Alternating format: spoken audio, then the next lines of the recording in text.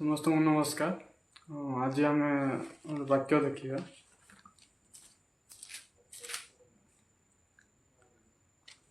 आदि पुस्तक 3 पर्व देखा। आम 3 पर्व एक पदर पढ़ा। ये लिखाई सदाप्रभु परमेश्वर निर्मित भोजर पशु मान मध्य सर्प सपेक्षा खोल थिला। से नारींगी कहला, आग एक सत्य उद्यान कौन सी वृक्षर फल खाइबा को परमेश्वर तुमको निषेध कर। नारी सर्प को कहले, आम्भे माने उद्यान समस्त वृक्षर फल खाइपारू, केवल उद्यान मध्यस्थित वृक्ष फल विषय परमेश्वर कही तुम्हें मैंने ता खाइब नहीं व छुईब नहीं, ताहा कले मरिब। सर्प नारी कहला, तुम्हें मैंने कौन सी रूपे मरिब नहीं, बरंच परमेश्वर जानती तुम्हें मैंने जो दिन ताहा खाइब से दिन तुम चक्षु प्रसन्न हब, तहिरे तुम्हें मैंने परमेश्वर परि भल और मंदर ज्ञान पाइब। एथिरे नारी से वृक्ष को सुखाद्यर उत्पादक नयनर लोभजनक और ज्ञान देवा निमित्त बांछनीय देखि तहिर फल तोड़ी खाइले, पुणी अपना संगस्त स्वामी को दियंते से मध्य खाइले। आम आउटे वाक्य देखा आदि पुस्तक 2:16-17 देखा। सदाप्रभु परमेश्वर से मनुष्य को आज्ञा दे कहले, तुम्हें उद्यान समस्त वृक्षर फल स्वच्छंदे भोजन करिपार, मात्र सत्सत ज्ञानदायक वृक्षर फल भोजन करिब नहीं, जेहेतु जो दिन ता खाइब से दिन नितांत मरिब।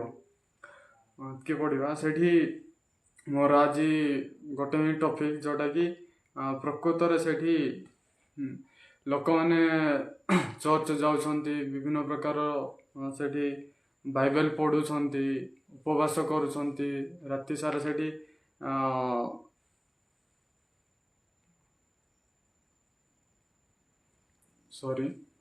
सेठी लोक मैंने विभिन्न प्रकार धर्म अच्छी, विभिन्न प्रकार लोक मैंने सेठी क्रिस्टियन माने सेठी चर्च जाउछंती, बाइबल पढ़ुछंती, प्रार्थना करुछंती, किंतु गोटे कारण पाई से माने जाउछंती, सेटा होची केमती पापर उद्धार होगा।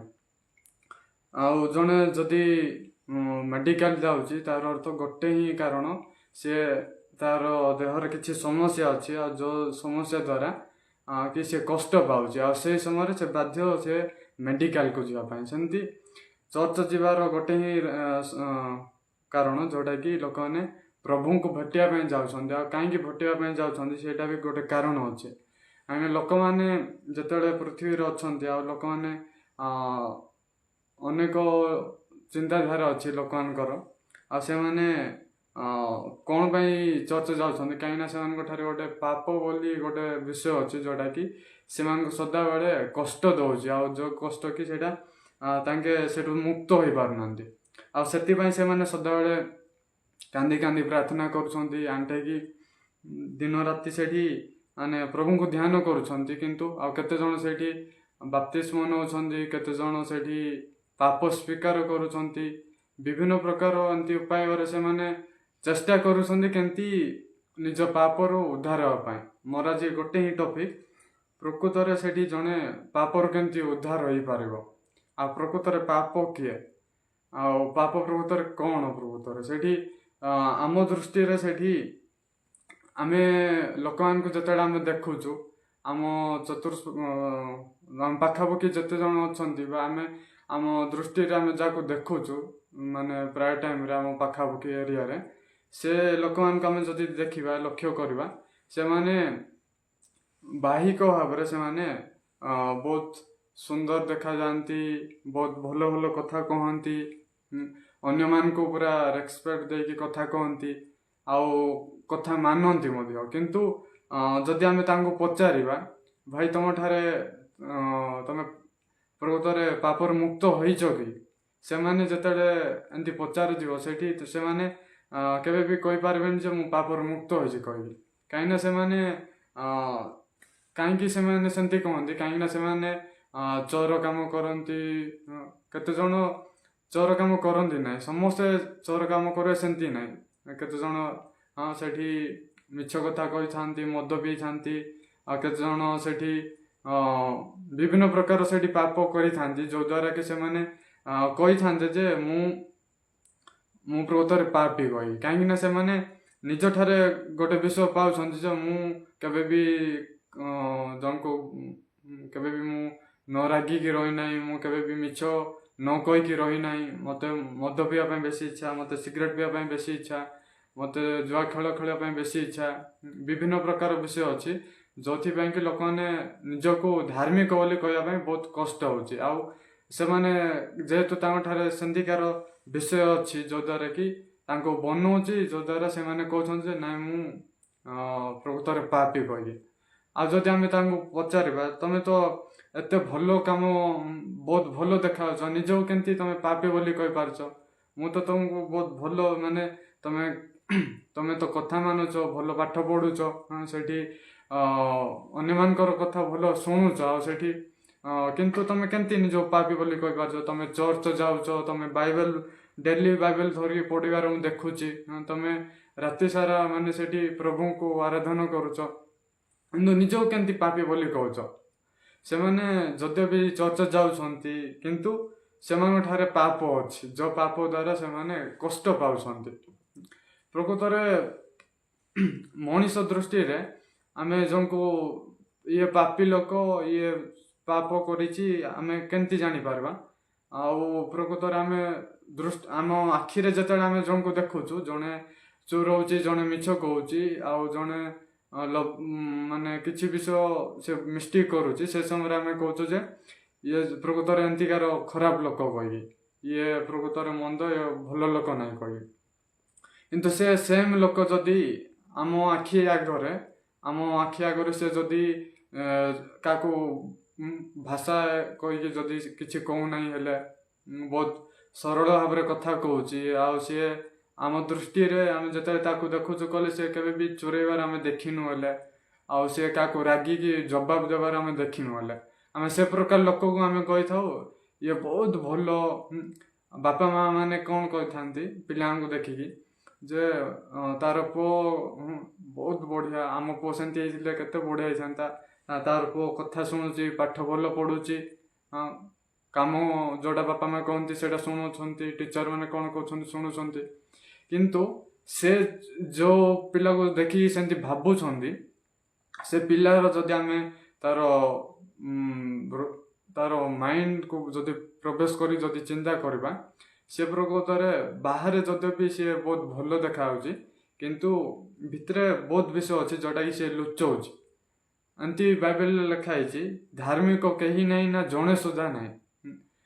ତାର ଅର୍ଥ ଧାର୍ମିକ ପୃଥିବୀରେ କିଏ ବି ନାହାନ୍ତି, କିନ୍ତୁ ଲୋକମାନଙ୍କ ଦୃଷ୍ଟିରେ ଆମେ ଯେତେବେଳେ ଜଣକୁ ଦେଖୁଛୁ ଇଏ ଭଲ ଲୋକ ଏମିତି କହିଥାଉ, କେତେ ଜଣଙ୍କୁ ଖରାପ ଲୋକ କହିଥାଉ, କିନ୍ତୁ ପ୍ରକୃତରେ ସେମିତି ନାହିଁ।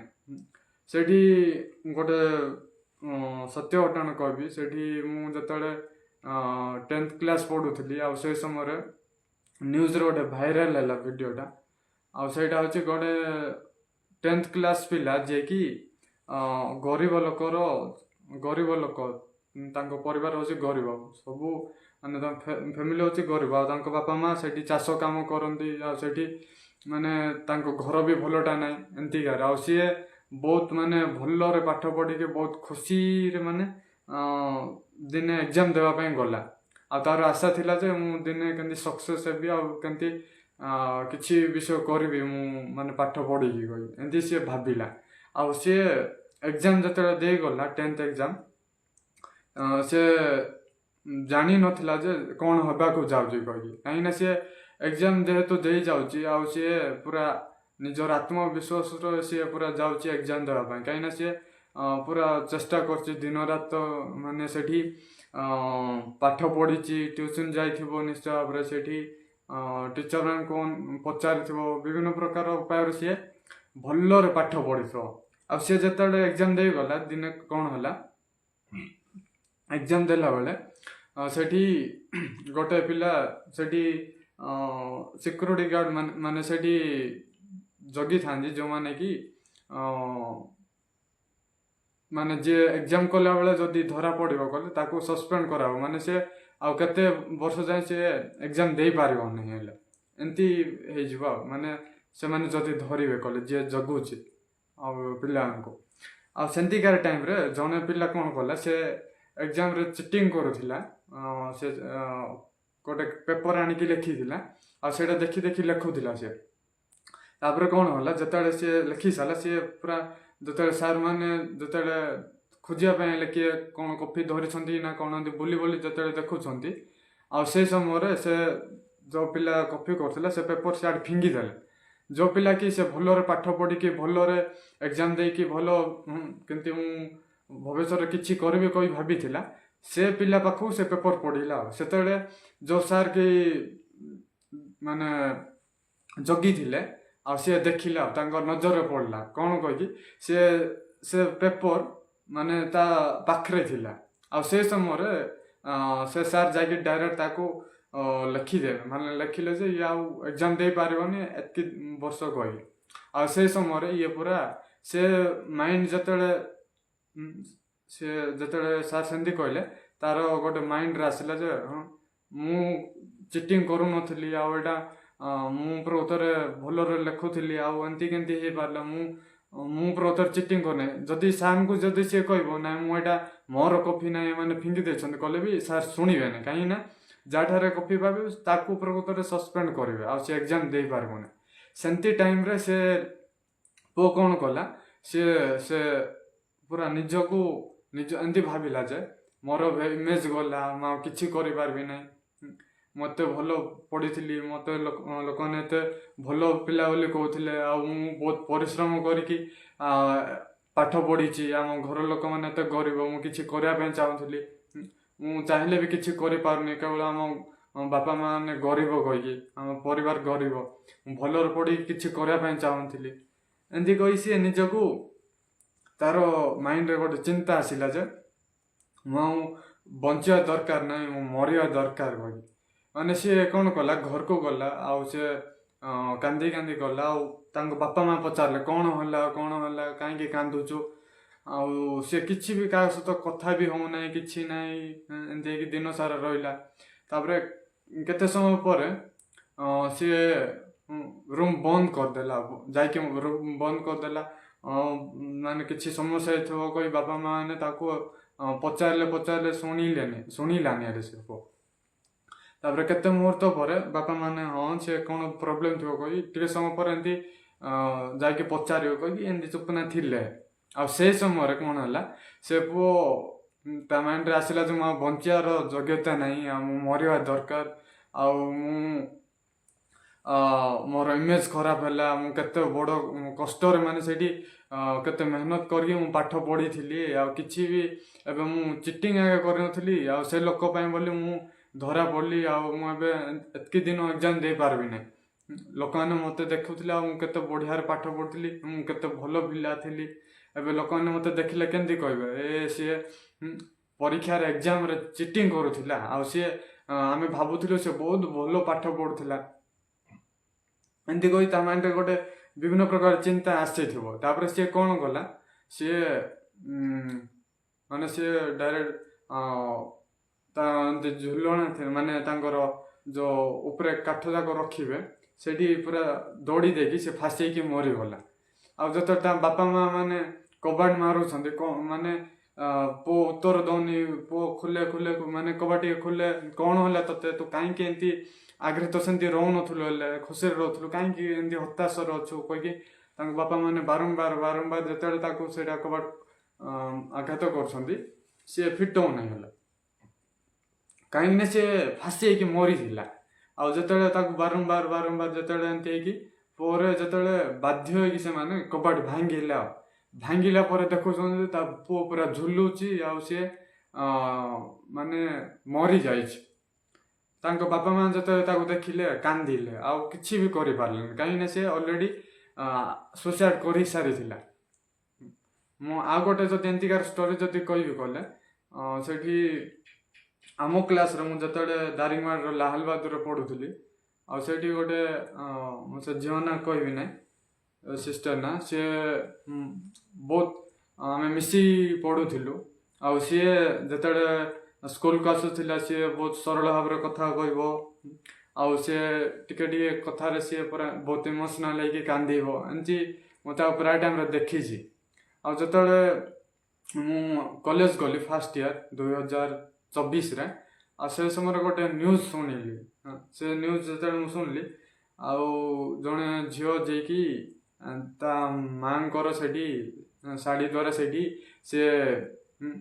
उपरे झुलेकी आत्महत्या कर जो मुझे भल शुणिली से जापारि सी आम क्लास सी झील कहीकि किंतु प्रकृत में कौन पाई सी आत्महत्या करथिला सेटा एग्जैक्ट मुझे भी जानी किंतु जा शुणवे जो घरे किसी झगड़ा हेले आ सी संभाली न पारिकी माने से पुणी रागिकी पुणी किसी कारण पाई सी कबाट बंद कला से कबाट फिटेलानी आपरे सी कौटी गचर ना कौटी जमी झुलिकी पूरा सुसाइड कर विषय शुणिकी बहुत आश्चर्य हली लोक मैंने बाहर बहुत भल कथा कहती किसी समस्या नथिला भाया लोक मैंने देखाती जे मो ठारे किसी समस्या ना मु भलर अच्छी मु कथा शुणुची लोक मैंने जिते देखिए कल हाँ ये बहुत बढ़िया अच्छी कथा शुणुची ये पाठ भलर पढ़ुची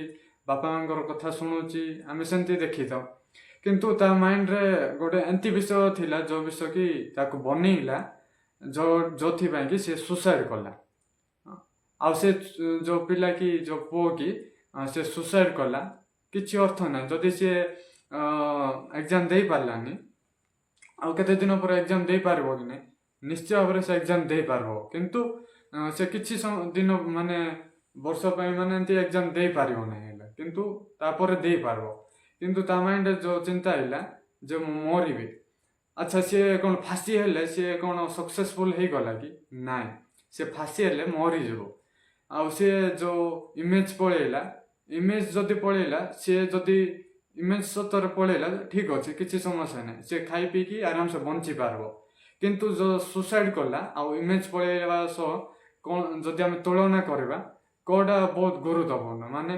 इम्पोर्टेंस कौन जंकर जीवन प्रकृत से मूल्यवान ना इमेज पलैबार प्रकृत मूल्यवान इमेज जदि पलैला मनीष बंचब किंतु जदि सी आत्म सुसाइड कले से मरब जदि इमेज पलैला आते दिन पर से एग्जाम दे पारबो से आउ थे पढ़ी पारबो किंतु जदि से सुसाइड कले केबे भी जीवन सारा पढ़ी पारबोनी कहीं से मरी सी समाधि देकी सी माटी रे तुपा हम मुझे ए विषय कहीं कहूँ आम जदि आदि पुस्तक आज 3 पर्व पढ़िलु परमेश्वर जो आदि पुस्तक 1:1 लिखाई आद्य परमेश्वर स्वर्ग पृथ्वी सृष्टि कले आउे से 2 पर्व 3 पर्व लिखाई से पढ़ा चाहूँगी आदि पुस्तक 1, 2, 3 आद्य परमेश्वर स्वर्ग और पृथ्वी सृष्टि कले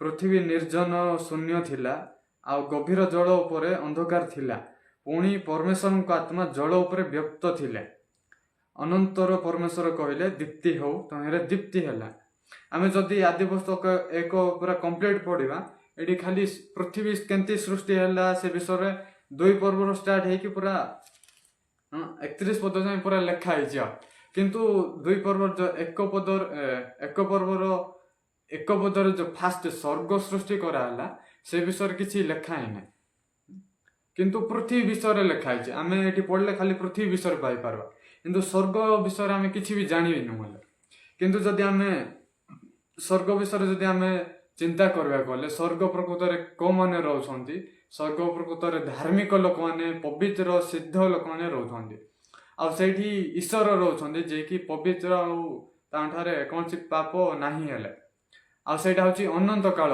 से समय चक्रवर्ती ना आम जो पृथ्वी रोचु आज मुझे एमती अच्छी गत काली मुझे नथिली गत काली जदि मोर पूर्व जीवन जदि देखिए कहले मु दिने जन्म होला बेले सान शिशु होती किंतु एबे जेते देखुची मु बड़ हेली आ सेठी मते एबे मु एतकी बड़ होईची माने आमे जदि देखिया कहले पूर्व जीवन जदि आमे मन पकेबा ଏମିତି ବହୁତ ବିଷୟ ପରିବର୍ତ୍ତନ ହଉଛି। ମାନେ ଏଇଟା ହଉଛି ସମୟର, ଏଠି ସକାଳ ହଉଛି ରାତି ହଉଛି, ସକାଳ ହଉଛି ରାତି ହଉଛି, ସେମିତି ସବୁ ବିଷୟ ଚେଞ୍ଜ ହଉଛି। ସକାଳ ହଉ ବିଷୟ ଯାକ ଚେଞ୍ଜ ହେଇଯାଉଛି, ରାତି ହଉ। କିଛି ବିଷୟ ଆମେ ଯଦି ମୋବାଇଲ ଜଣଙ୍କର ଅଛି କହିଲେ ସେଇଟା ସଦାବେଳେ ରହୁନାହିଁ, ହେଲେ ସେଇଟା ଭାଙ୍ଗି ଯାଉଛି, ନହେଲେ କିଛି ବର୍ଷ ନହେଲେ କିଛି ଦିନ ପରେ ସେଇଟା ଆଉ ଦେଖାଯାଉନି। ଯଦି ଆମେ ଘର ବନଉଛୁ କହିଲେ ସେଇଟା କିଛି ଦିନ ପରେ ସେଇଟା ଆଉ ଦେଖାଯାଉନି। ଯଦି ଆମେ ପୂର୍ବ ବିଷୟ ଯଦି ମନେ ପକେଇବା, ଆଗରେ ସେଠି ମୋବାଇଲ ନଥିଲା, ଆଗରେ ସେଇଠି ବଡ଼ ବଡ଼ ବିଲ୍ଡିଂ ଘର ନଥିଲା, ଏରୋପ୍ଲେନ୍ ନଥିଲା।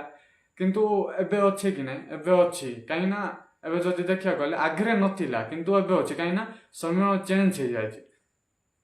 ସେମିତି ଏଇଟା ପୃଥିବୀ ଅଛି ସମୟରେ ମାନେ ଧରା ଯାଇକି ଅଛି, କିନ୍ତୁ ସ୍ୱର୍ଗରେ ସେମିତି ସମୟ ନାହିଁ। ହେଲେ ଆମେ ଯଦି ସ୍ୱର୍ଗ ବିଷୟରେ ଯଦି ଟିକେ ଚିନ୍ତା କରିବା, ମୁଁ ଟିକେ କିଛି ବିଷୟ କହିବି, ସ୍ୱର୍ଗର ଗୋଟେ ଟିକେ ସିକ୍ରେଟ କହିବି।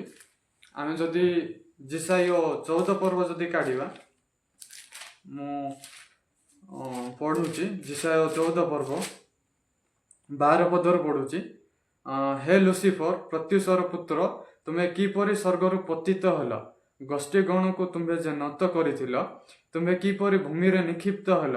ପୁଣି ତୁମ୍ଭେ ମନେ ମନେ କହିଥିଲ, ଆମ୍ଭେ ସ୍ୱର୍ଗାରୋହଣ କରିବା, ଆମ୍ଭେ ପରମେଶ୍ୱରଙ୍କ ନକ୍ଷତ୍ର ଗଣର ଉର୍ଦ୍ଧ୍ୱରେ ଆପଣା ସିଂହାସନ ଉଚ୍ଚୀକୃତ କରିବା, ଆମ୍ଭେ ଉତ୍ତର ଦିଗର ପ୍ରାନ୍ତସ୍ଥିତ ସମାଗମ ପର୍ବତରେ ଉପବିଷ୍ଟ ହେବା, ଆମ୍ଭେ ମେଘମାଳାର ଉଚ୍ଚସ୍ଥଳୀୟର ଉର୍ଦ୍ଧ୍ୱକୁ ଆରୋହଣ କରିବା, ଆମ୍ଭେ ସର୍ବପରିସ୍ତଙ୍କ ତୁଲ୍ୟ ହେବା। ଆମେ ଯଦି ଦେଖିବା, ଏ ଲୁସିଫର ପ୍ରକୃତରେ ସ୍ୱର୍ଗର ଦୂତ। ଆଦି ପୁସ୍ତକ 1ରେ ପରମେଶ୍ୱର ସ୍ୱର୍ଗ ସୃଷ୍ଟି କଲେ, ସେ ସ୍ୱର୍ଗ ବିଷୟରେ ସେଠି କିଛି ଲେଖି ନାହାନ୍ତି। କିନ୍ତୁ ଆମେ ଯଦି ବାଇବେଲ ପଢ଼ିବା କଲେ ସେଠି ସ୍ୱର୍ଗ ବିଷୟରେ ବହୁତ ଜାଗାରେ ଲେଖା ହେଇଛି, ସ୍ୱର୍ଗରେ କ'ଣ ଘଟିଛି କହି। ଏଠି ଦୂତ ଜଣେ ଅଛି ଯିଏକି ଲୁସିଫର। ପରମେଶ୍ୱର ଅନେକ ଦୂତ ସୃଷ୍ଟି କରିଥିଲେ, ଆଉ ସେ ଦୂତମାନଙ୍କ ଭିତରୁ ସେଠି ମିଖାଇଲ, ଗ୍ରାଭିଏଲ, ଏମିତି କେତେ ଦୂତମାନେ ଅଛନ୍ତି। ଆଉ ସବୁଠୁ ଲିଡର ଥିଲା ହଉଛି ଲୁସିଫର। ଆଉ ୟାକୁ ପରମେଶ୍ୱର କେମିତି ସୃଷ୍ଟି କରିଛନ୍ତି? ୟାକୁ ବହୁତ ଶକ୍ତିଶାଳୀ ଭାବରେ ସୃଷ୍ଟି କରିଛନ୍ତି, ବହୁତ ସୁନ୍ଦର ଭାବରେ ୟାକୁ ସୃଷ୍ଟି କରିଛନ୍ତି। ଇଏ ଦେଖିବାକୁ ବହୁତ ସୁନ୍ଦର, ଆଉ ଅନ୍ୟ ଦୂତମାନଙ୍କ ଠାରୁ ଇଏ ବହୁତ ଶକ୍ତିଶାଳୀ। ଆଉ ୟା ଭଳିଆ ଶକ୍ତିଶାଳୀ ଆଉ କିଏ ବି ନାହାନ୍ତି। ଆଉ ପରମେଶ୍ୱର ୟାକୁ ଲିଡର ଭାବରେ ଦେଇଛନ୍ତି। ଆଉ କିନ୍ତୁ ଦିନେ କ'ଣ ହେଲା, ୟାର ଯେଉଁ ଦୂତର ଲେଭେଲ ଥିଲା, ୟାର ମନ ଭ୍ରଷ୍ଟ ହେଉଛି। ଯେତେବେଳେ ଦେଖୁଛି ଇଏ ମାନେ ୟାଠାରେ ସବୁ ଦୂତଙ୍କ ଠାରୁ ଅଧିକ ଶକ୍ତି ଅଛି, ସେତେବେଳେ ଇଏ କହୁଛି ଯେ ହଁ ମୋ ଠାରେ ପ୍ରକୃତରେ ସ୍ପେଶିଆଲ ଅଛି, ମୁଁ ଅନ୍ୟମାନଙ୍କ ଠାରୁ ଟିକେ ସ୍ପେଶିଆଲ। ସେ ସମୟରେ ୟା ହୃଦୟ ଉପରେ ଗର୍ବି ହେଇଯାଉଛି। ଆଉ ଇଏ କ'ଣ ହେଉଛି, ଇଏ ପ୍ରକୃତରେ ୟାର ମନ ଭ୍ରଷ୍ଟ ହେଇଯାଉଛି। ଆଉ ୟାର ମନ ଭ୍ରଷ୍ଟ ହେଇକି କ'ଣ ହେଉଛି, ଇଏ ପରମେଶ୍ୱରଙ୍କ ଭଳିଆ ହେବା ପାଇଁ ଚାହୁଁଛି। ଏଠି 14ରେ ଯଦି ଦେଖିବା, ଆମ୍ଭେ ମେଘମାଳାର ଉଚ୍ଚସ୍ଥଳୀର ଉର୍ଦ୍ଧ୍ୱକୁ ଆରୋହଣ କରିବା, ଆମ୍ଭେ ପରମେଶ୍ୱରଙ୍କ ସର୍ବପରିସ୍ତଙ୍କ ତୁଲ୍ୟ ହେବା। ଆଉ ଇଏ ନାଇଁ କି ସେଇଠି ପରମେଶ୍ୱର ଯେଉଁ ସିଂହାସନରେ ବସୁଛନ୍ତି, ସେଇଠି ପ୍ରକୃତରେ ଇଏ ବସିବା ପାଇଁ ଚାହୁଁଛି। ଇଏ ପରମେଶ୍ୱରଙ୍କ ଭଳି ହେବା ପାଇଁ ଚାହୁଁଛି। କିନ୍ତୁ ପରମେଶ୍ୱର ୟାକୁ ଦୂତକୁ ସୃଷ୍ଟି କରିଛନ୍ତି, କିନ୍ତୁ ଏ ଦୂତ ଲୁସିଫର ପରମେଶ୍ୱରଙ୍କୁ ସୃଷ୍ଟି କରିନାହିଁ। କିନ୍ତୁ ଇଏ ଗୋଟେ ସୃଷ୍ଟ ବସ୍ତୁ, ଇଏ ମାନେ ପରମେଶ୍ୱରଙ୍କ ଦ୍ୱାରା ସୃଷ୍ଟି ହେଇଛି। କିନ୍ତୁ ପରମେଶ୍ୱର ହେଉଛନ୍ତି ପ୍ରକୃତରେ ଈଶ୍ୱର, ଯିଏକି ସୃଷ୍ଟିକର୍ତ୍ତା ସିଏ। କିନ୍ତୁ ଦୂତ କ'ଣ ଭାବୁଛି, ମୁଁ ପରମେଶ୍ୱରଙ୍କ ଭଳିଆ ହେବି। ସେଇଟା ପ୍ରକୃତରେ ମିଛ କଥା। ଆମେ ଯଦି ଆଉ ଯଦି ଜାଣିବା ପାଇଁ ଚାହିଁଲେ, ସେଠି ଜିଜିକଲ ଯଦି ଆମେ ଦେଖିବା, ଜିଜିକଲ 28 ପର ଦେଖିବା, 28:17 ଆପଣ ଯଦି ସେଠି 28:11 ଯଦି ପଢ଼ିବେ କହିଲେ ଆଉ ଭଲରେ ବୁଝିପାରିବେ। କିନ୍ତୁ ମୁଁ 17 ପଦ ଗୋଟେ ପଢ଼ୁଛି। ତୁମ୍ଭର ସୌନ୍ଦର୍ଯ୍ୟ ହେତୁରୁ ତୁମ୍ଭର ଚିତ୍ତ ଗର୍ବିତ ହୋଇଅଛି, ତୁମ୍ଭେ ଆପଣା ଶୋଭା ସକାଶୁ ନିଜ ଜ୍ଞାନ ଭ୍ରଷ୍ଟ କରିଅଛ। ଆମ୍ଭେ ତୁମକୁ ଭୂମିରେ ନିକ୍ଷିପ୍ତ କରିଅଛୁ, ରାଜାମାନେ ଯେପରି ତୁମକୁ ଦେଖିବେ, ଏଥିପାଇଁ ଆମ୍ଭେ ସେମାନଙ୍କ ସମ୍ମୁଖରେ ତୁମକୁ ରଖିଅଛୁ। ଏଠି ଲୁସିଫରକୁ କ'ଣ କରୁଛନ୍ତି ପରମେଶ୍ୱର? ସେଇଠି ତାର ସୌନ୍ଦର୍ଯ୍ୟ ଦ୍ୱାରା ସିଏ ଏଠି ଲେଖା ହେଇଛି, ତୁମର ସୌନ୍ଦର୍ଯ୍ୟ ହେତୁରୁ ତୁମର ଚିତ୍ତ ଗର୍ବିତ ହୋଇଅଛି। ମାନେ ସିଏ ଯେଉଁ ତାର ରୂପ ଦେଖୁଛି, ଆଉ ସିଏ ଅନ୍ୟ ଦୂତଙ୍କୁ ଟିକେ ସ୍ମାର୍ଟ ଆଉ ସେ ବହୁତ ମାନେ ଟିକେ ସ୍ପେଶିଆଲିଷ୍ଟ ଆଉ ସେ ସମୟରେ ସେ ଗର୍ବିତ ହେଉଛି। ତୁମେ ଆପଣ ସଭାସ କରୁଛ ନିଜର ଜ୍ଞାନ ଭ୍ରଷ୍ଟ କରୁଛ। ସେ ଯେଉଁ ଭାବୁଛି ମୁଁ ଅନ୍ୟ ଦୂତଙ୍କୁ ଟିକେ ସ୍ମାର୍ଟ ଆଉ ମୁଁ ଶକ୍ତିଶାଳୀ, ପରମେଶ୍ୱର ମୋତେ ସ୍ପେଶିଆଲିଷ୍ଟ ସୃଷ୍ଟି କରୁଛନ୍ତି ଆଉ ପରମେଶ୍ୱରଙ୍କ ଠାରୁ କିଛି ଅଲଗା ନାହିଁ। ପରମେଶ୍ୱର ଯେଉଁଟା କରିପାରୁଛନ୍ତି ମୁଁ ସେଇଟା ସବୁ ମୁଁ କରିପାରୁଛି। ପରମେଶ୍ୱର ତାକୁ ଏମିତି ସୃଷ୍ଟି କରିଛନ୍ତି ସେ ସବୁ ବିଷୟ କରିପାରିବ, କିନ୍ତୁ ତାଠାରେ ଜୀବନ ନାହିଁ। ପରମେଶ୍ୱରଙ୍କ ଠାରେ ଜୀବନ ଅଛି, ଶୈତାନ ଠାରେ ସବୁ ବିଷୟ ଅଛି। ଆମେ ଯଦି ଦେଖିବାକୁ ଗଲେ ତାପରେ କ'ଣ ଲେଖା ହେଇଛି, ଆମେ ତୁମକୁ ଭୂମିରେ ନିକ୍ଷିପ୍ତ କରିଅଛୁ। ମାନେ ଶୈତାନକୁ ପରମେଶ୍ୱର ଭୂମିରେ ବା ପୃଥିବୀରେ ସେଇଠି ତୋଡ଼ିଦେଲେ। ସେ ଯେତେବେଳେ ସ୍ୱର୍ଗରେ ଦୂତ ଥିଲା ତାର ମନ ଭ୍ରଷ୍ଟ ହେଲା। ସେ ଗୋଟେ ଦୂତ ଏଞ୍ଜେଲ ଥିଲା, ତାର ମନ ଭ୍ରଷ୍ଟ ହେବା ଦ୍ୱାରା ପରମେଶ୍ୱର ସ୍ୱର୍ଗରୁ ତାକୁ ତୋଡ଼ିଦେଲେ ଆଉ ତାକୁ ପୃଥିବୀରେ ନିକ୍ଷିପ୍ତ ମାନେ ଭୂମିରେ ନିକ୍ଷିପ୍ତ କରିଛନ୍ତି। ଆଉ ଯଦି ଦେଖିବାକୁ ଗଲେ ସେ ଭୂମି କୋଉଠି ଅଛି ପ୍ରକୃତରେ? ଭୂମି ପୃଥିବୀରେ ଅଛି। ଏ ପୃଥିବୀକୁ ପ୍ରଭୁ ଶୈତାନକୁ ଭୂମିରେ ନିକ୍ଷିପ୍ତ କଲେ। ଆମେ ଯଦି ଆଉ ଯଦି ଦେଖିବାକୁ ଗଲେ ପ୍ରଥମ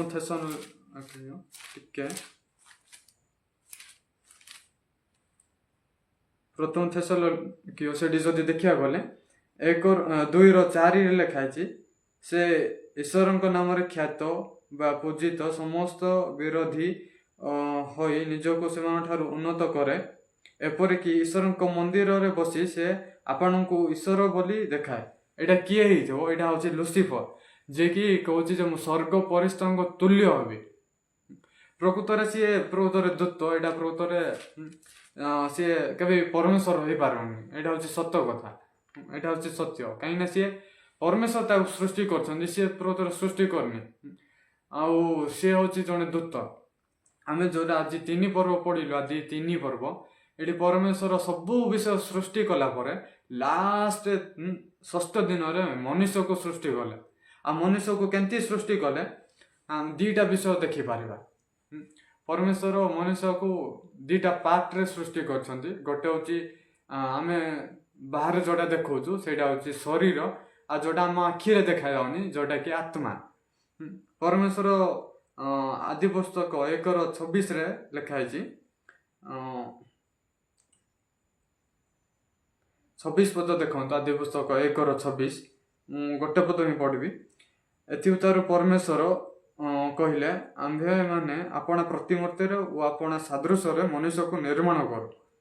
ଏଇଠି ଲେଖା ହେଇଛି ପରମେଶ୍ୱର ଆପଣା ପ୍ରତିମୂର୍ତ୍ତିରେ ଆପଣା ସାଦୃଶ୍ୟରେ ମନୁଷ୍ୟକୁ ନିର୍ମାଣ କରୁଛନ୍ତି। ପ୍ରକୃତରେ ଏଇଟା କୋଉ ପ୍ରକାର ଶରୀର ହେଇଥିବ? ଏଇଟା କୋଉ ପ୍ରକାର ମାନେ ଆପଣା ପ୍ରତିମୂର୍ତ୍ତି ଆପଣା ସାଦୃଶ୍ୟରେ? ପରମେଶ୍ୱରଙ୍କ ଆମ ଭଳିଆ ଶରୀର ନାହିଁ। ହେଲେ ଏଇଟା ହେଉଛି ଆତ୍ମାକୁ ବୁଝାଏ। ପରମେଶ୍ୱର ଯେମିତି ଆତ୍ମା, ଆମେ ବି ସେମିତି ଆତ୍ମା। ପ୍ରକୃତରେ ମୁଁ ଯେମିତି ଦେଖାଯାଉଛି, ମୁଁ ଯଦି ମରିବି କହିଲେ ଏ ଶରୀର ବଞ୍ଚିବ ନା ଆତ୍ମା ବଞ୍ଚିବ? ଆତ୍ମା ବଞ୍ଚିବ। ଶରୀର ମାଟିରେ ମିଶିବ। ପ୍ରକୃତ ମୁଁ କ'ଣ? ଯେଉଁଟାକି ମୋ ଶରୀର ଭିତରେ ଅଛି, ଯେଉଁଟାକି ଆତ୍ମା। ଏଇଟା ହେଉଛି ପ୍ରକୃତରେ ସେଠି ଯେଉଁଟାକି ପରମେଶ୍ୱର ଆପଣା ପ୍ରତିମୂର୍ତ୍ତିରେ ସୃଷ୍ଟି କରିଛନ୍ତି। ଲୋକମାନେ ଏ ବିଷୟରେ କନଫ୍ୟୁଜ ହେଉଛନ୍ତି।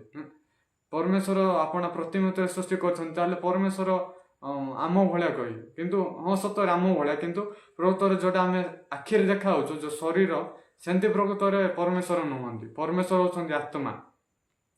ଆଉ 2:6-7 ଯଦି ଦେଖିବା, ଏଠି ଆଉ ଗୋଟେ ବିଷୟ ଲେଖା ହେଇଛି, ପୁଣି ପୃଥିବୀର ଏକ କୁହୁଡ଼ି ଉଠି ସମସ୍ତ ଭୂମିରେ ଜଳ ସିଞ୍ଚିଲା।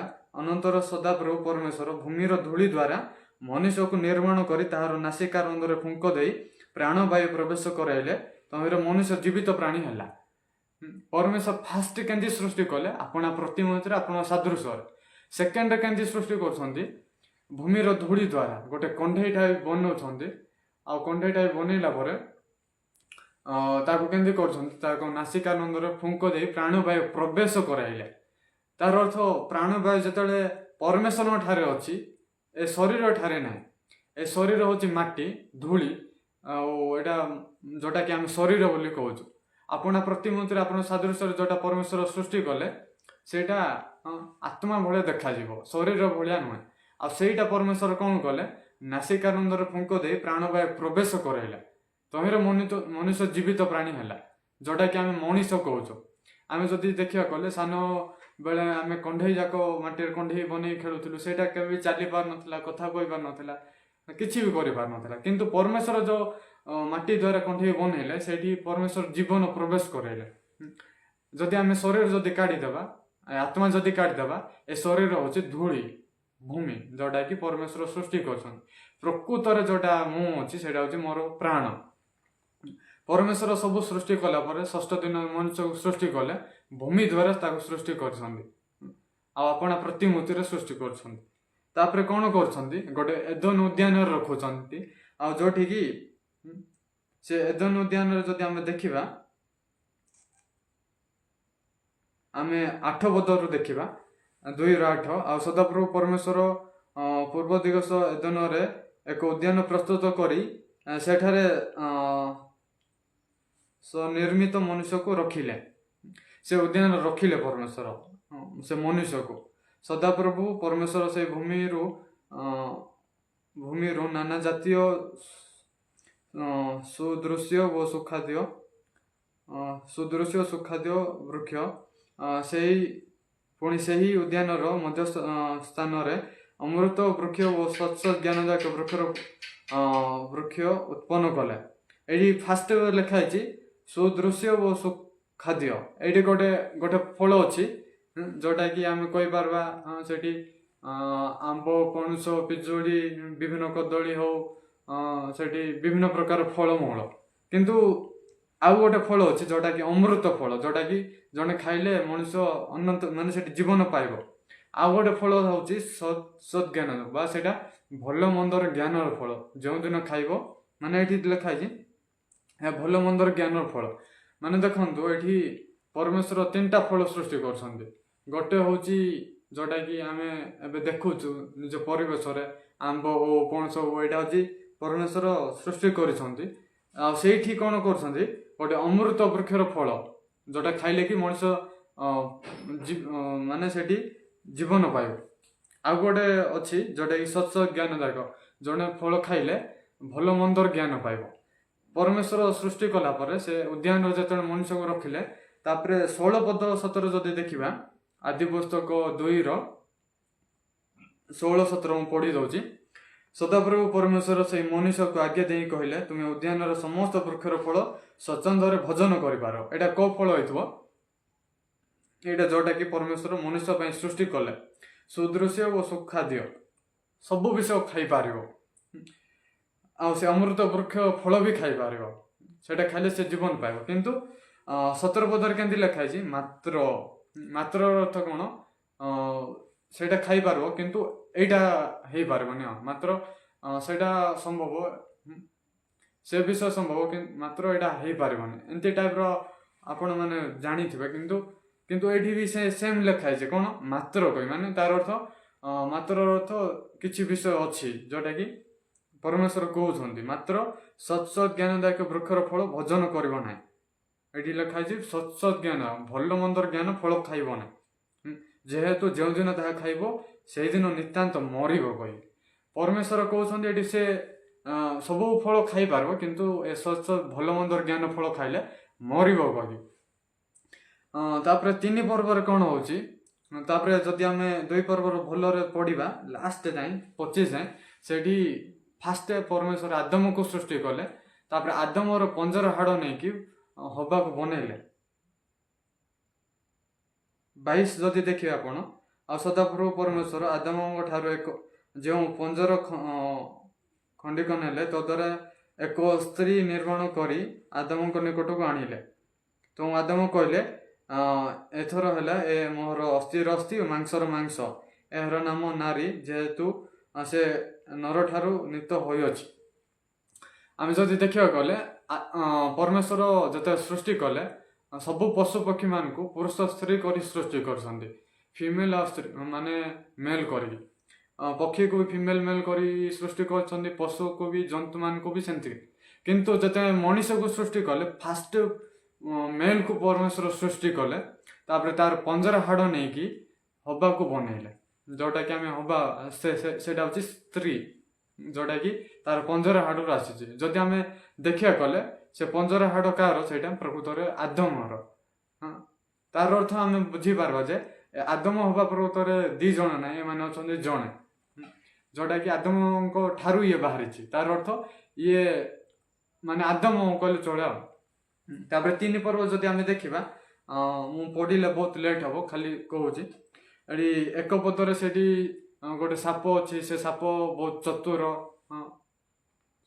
से बहुत चतुर से साप भितर से शैतान प्रवेश करी से हवा को ठकुच कौन कही ठकुच 2 पदर लिखाई नारी सर्प कहले आम मैंने उद्यान समस्त वृक्षर फल खाई पारू से जो शैतान ठकुच फास्ट केंदी ठकुच शैतान परमेश्वर कौन तुमको कहते कि उद्यान कौन से वृक्ष फल खाइब ना कहीकि आपण 1 पद पढ़ी पार्बे 2 पदर स्त्री लोक कौन कहूँ आम सब वृक्षर फल खाई पारू ये शैतान केंदी ठकुचे से देखा तापर 3 पदर के लिखाई केवल उद्यान मध्यस्थित वृक्षर फल विषय परमेश्वर कही तुम्हें खाइब ना व छुईब ना ता कले मर परमेश्वर कही खाइले मर किंतु ये कौन कहूँ हवा खाइब ना छुईब ना जदि आप से आदम हवा जदि से फल काढ़ी खेलिबे क्याच क्याच खेलिबे नले सेटा क्रिकेट बनैकी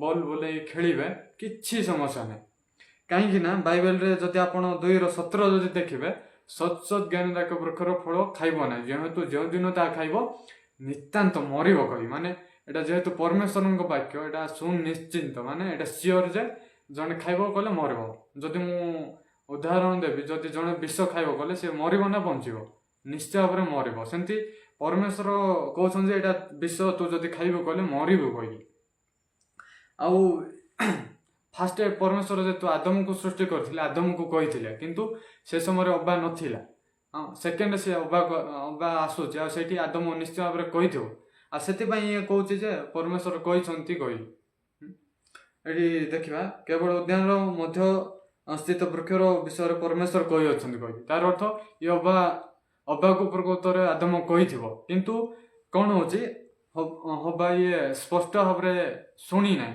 आदम कौन कही आदम निश्चय भाव में से जोटा परमेश्वर कही से ही कही जे फल खाइले मर कही किंतु ये कौन कहूँ जेहेतु ये स्पष्ट भाव में शुणी ना से ये कहूँ जे खाइब ना छुईब ना छुईले भी मर खाइले भी मर परमेश्वर छुईवा विषय कही ना किंतु ये कौन कहूँ छुईवा विषय से शैतान जानूचे जे हाँ या प्रकृत ईश्वर कही वाक्य या ना आ से समय कौन हो 4 पदर देखा सर्प नारी कहला तुम्हें कौन से रूपे मरिब ना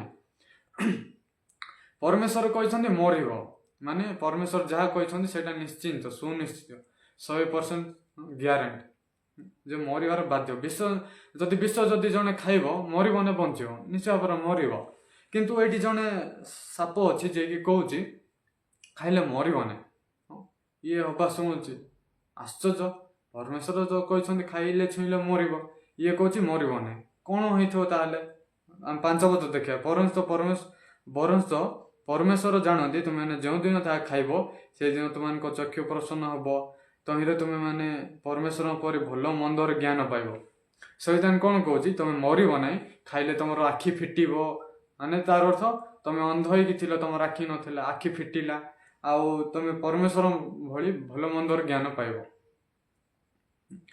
6 पदर जब देखा नारी से वृक्ष को सुखाद्यर उत्पादक नयनर लभजनक ज्ञान देवा निर्मित वांछनीय देखी तहिरु फल तोली खाइले पुणी आपण संगस्त स्वामी को दियंते से मध्य खाइले आमे जदि तलकु तलकु देखिया कले से माने खाइकी खाउछंती निज उल्लंघतार से माने खाइला परे से माने निज उल्लंघता जानुछंती 2:25 लिखाई जे से माने उल्लंघता थिले किंतु से माने निजर लज्जा जानु नथिला किंतु माने जते फल खाउछंती निजे उल्लंघता छ कोई जानुछंती ढिमिर गछर पत्र आनिकी बनौछंती निज उल्लंघता ढांकिया पाए आ से माने कोन करछंती आदम हवा जते परमेश्वर कहउछंती आदम तमे कोन ठारे से समय ये कौन कहूँ मु तुम रब शुणी डरिकी लुचुची तापर परमेश्वर कहते तुम मु तुमको जो फल खाया मना करी से कि तुम खाई सी कहूँ हाँ मु खाइबी आउ किए तुमको कहला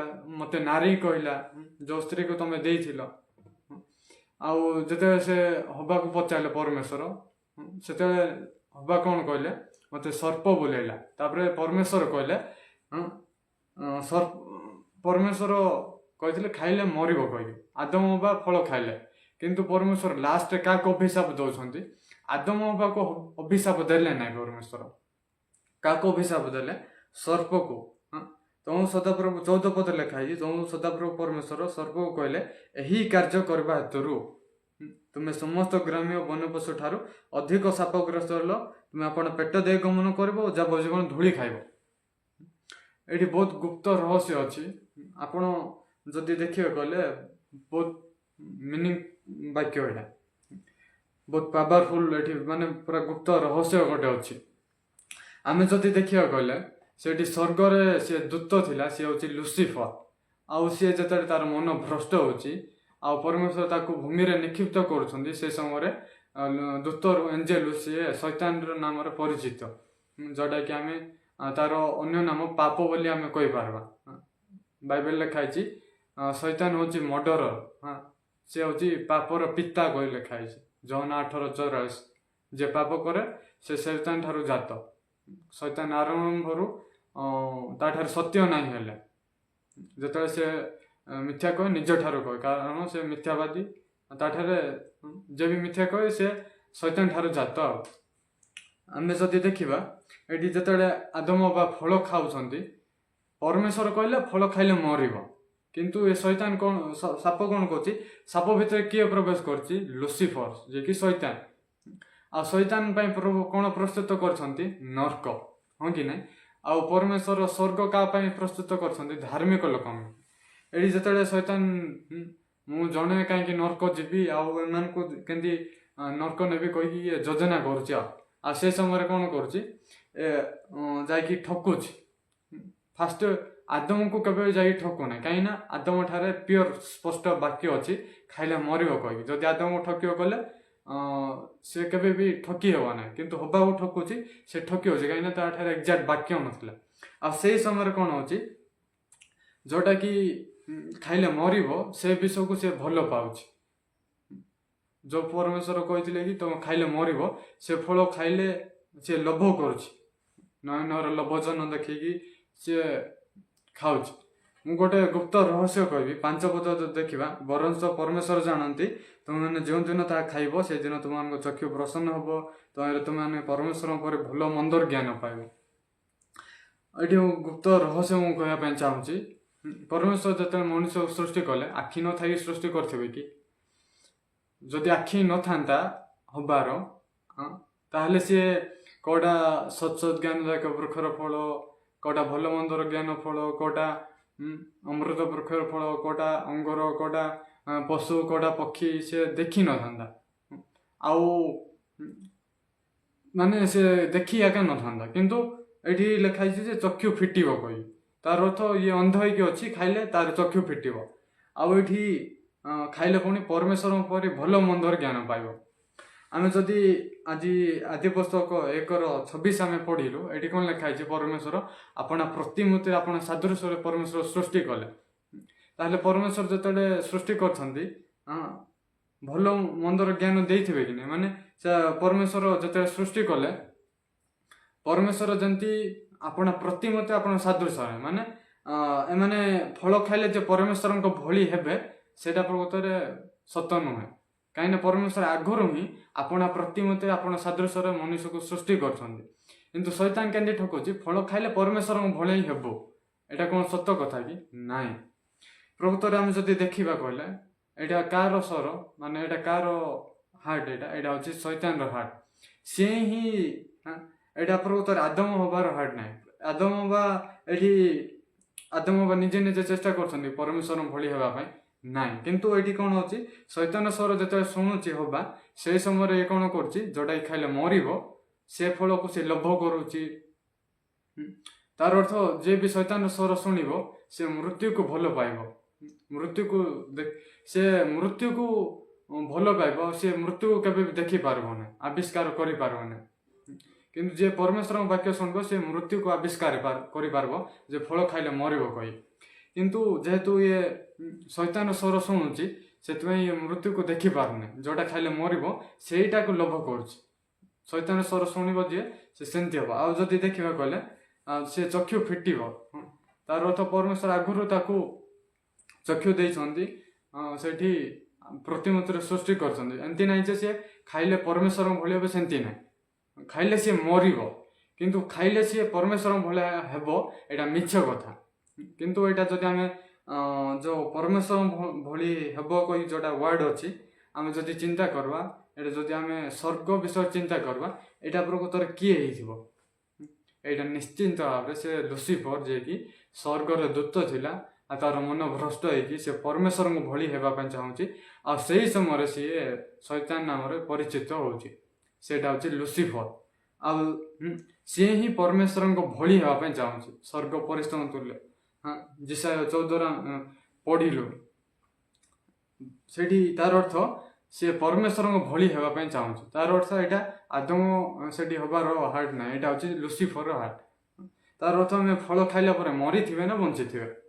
ନିଶ୍ଚିନ୍ତ ଭାବରେ ମରିଥିବେ, ଯେମିତିକି ଜଣେ ବିଷ ଖାଇଲା ପରେ ମରୁଛି। ମୁଁ ଯେତେବେଳେ ଦେଖୁଛି ଯଦି ମୁଁ ଗୋଟେ ବିଷୟ କହିବି, ମୁଁ କାହିଁକି ମାନେ ଏଇଠି ଅଛି, କାହିଁକିନା ମୋ ବାପା ମୋତେ ଜନ୍ମ ଦେଲେ। ଆଉ ଯଦି ମୁଁ ଦେଖିବି, ଆଉ ଯଦି ଆମ ବାପା ଯଦି ଜନ୍ମ ହୋଇନଥାନ୍ତେ ତାହେଲେ ମୁଁ ଜନ୍ମ ହୋଇନଥାନ୍ତି। ତାହେଲେ ଆମ ବାପାକୁ ଯିଏ ଜନ୍ମ ଦେଲେ ସେ ଯଦି ଜନ୍ମ ହେଇନଥିଲେ ମୁଁ ନଥାନ୍ତି। ଯଦି ଆମେ ପଛକୁ ଯିବା, ଆମ ବାପା ମୋତେ ଜନ୍ମ ଦେଲେ, ଆଉ ତାଙ୍କ ବାପା ତାଙ୍କୁ ଜନ୍ମ ଦେଲେ, ଆଉ ତାଙ୍କର ବାପା ତାଙ୍କୁ ଜନ୍ମ ଦେଲେ, ଏମିତି ଯଦି ପଛକୁ ଯିବା କହିଲେ ଆମେ ଆଦମକୁ ପାଇପାରିବା। ଏ ପୃଥିବୀରେ ସମସ୍ତେ ଆଦମଙ୍କ ଭିତରେ ଥିଲେ। ଆଉ ଯେତେବେଳେ ପରମେଶ୍ୱର କହିଲେ ତମେ ଫଳ ଖାଇବନି, ଯେଉଁଦିନ ଫଳ ଖାଇବ ନିତାନ୍ତ ମରିବ କହିଲେ, ଯଦି ଆମ ବାପା ଯଦି ମରିଥାନ୍ତେ ମୁଁ ଏଇଠି ନଥାନ୍ତି। ଆମ ବାପା ଯେହେତୁ ଆମ ବାପାକୁ ଯିଏ ଜନ୍ମ ଦେଲେ ସେ ବଞ୍ଚିଥିଲେ, ଆଉ ଯିଏ ବଞ୍ଚିଥିଲେ ତାଙ୍କୁ ଆଉ ଜଣେ ଜନ୍ମ ଦେଇଥିଲେ, ସେ ବଞ୍ଚିଥିଲେ, ଆଉ ତାଙ୍କୁ ଯିଏ ଜନ୍ମ ଦେଲେ ସିଏ ବଞ୍ଚିଥିଲେ, ସେଥିପାଇଁ ସେମାନେ ଜନ୍ମ ହିଁ ଆସିଲେ। ଆଉ ଏବେ ମୁଁ ଜନ୍ମ ହେଇଛି, ଆଉ ଏଇଠି ଅଛି। ତାର ଅର୍ଥ ମୁଁ କହିବା ପାଇଁ ଚାହୁଁଛି, ଆମେ ଯଦି ପଛକୁ ଯିବା ତାହେଲେ ଆମେ ଆଦମକୁ ପାଇପାରିବା। ପୃଥିବୀର ପ୍ରଥମ ମନୁଷ୍ୟ ହେଉଛି ଆଦମ, ଯିଏକି ପରମେଶ୍ୱର ସୃଷ୍ଟି କରିଛନ୍ତି ଆପଣା ପ୍ରତିମୂର୍ତ୍ତିରେ, ଆପଣା ସାଦୃଶ୍ୟରେ।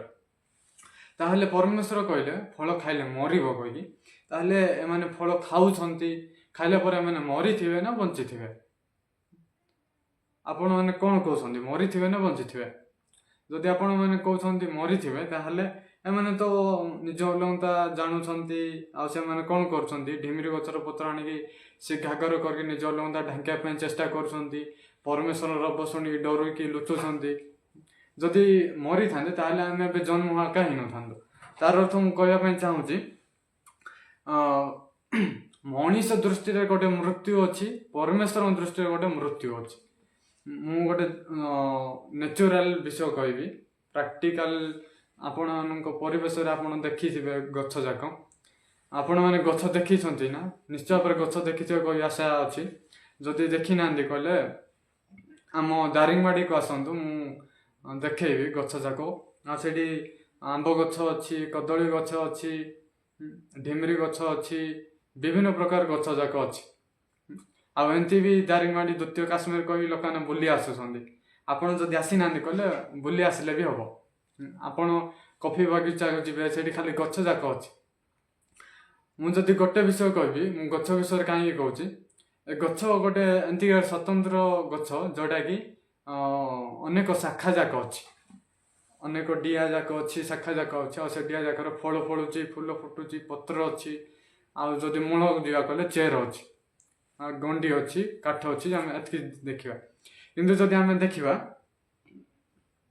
ଯେତେବେଳେ ଗଛ ଅଛି ଯୋଉଟାକି ଗୋଟେ ଗଛକୁ ଯଦି ଆମେ ଏମିତି ଏଇଟା ମାନଙ୍କର ଧରି ନିଅନ୍ତୁ, ଏଇଟା ଗଛ ଏଇଟା କନେକ୍ସନ୍ ହେଇକି ଅଛି, ଏମିତି କନେକ୍ସନ୍ ହେଇକି ଅଛି। ମୁଁ ଯେତେବେଳେ ଏଇଟା କାଢ଼ିଦେଲି, ଏଇଟା ହେଉଛି ମୂଳ, ଏଇଟା ମୂଳ, ଆଉ ଏଇଟା ହେଉଛି ତାର ଶାଖା। ଆଉ ଯଦି ମୁଁ ଏଇଟା ମାନେ ସେ ଡିଆଁ ଯଦି ମୁଁ କାଟିଦେଲା ପରେ ମରିଥିବ ନା ବଞ୍ଚିଥିବ? ଏଇଟା ହେଉଛି ମୂଳ ହେଲା। ଏଇଟା ଭଲରେ ଶୁଣନ୍ତୁ, ଏଇଟା ହେଉଛି ମୂଳ, ଯୋଉଟାକି ଗଛକୁ ବୁଝିବା ପ୍ରକୃତର ମୂଳ। ଆଉ ଯୋଉଟାକି ଶାଖା ଯାକ ବାହାରିଛି, ଯୋଉଠି ଫଳ ଫଳୁଛି, ପତ୍ର ହେଇକି ଫୁଲ ଫୁଟୁଛି, ସେଠି ଏ ଶାଖା ଅଛି।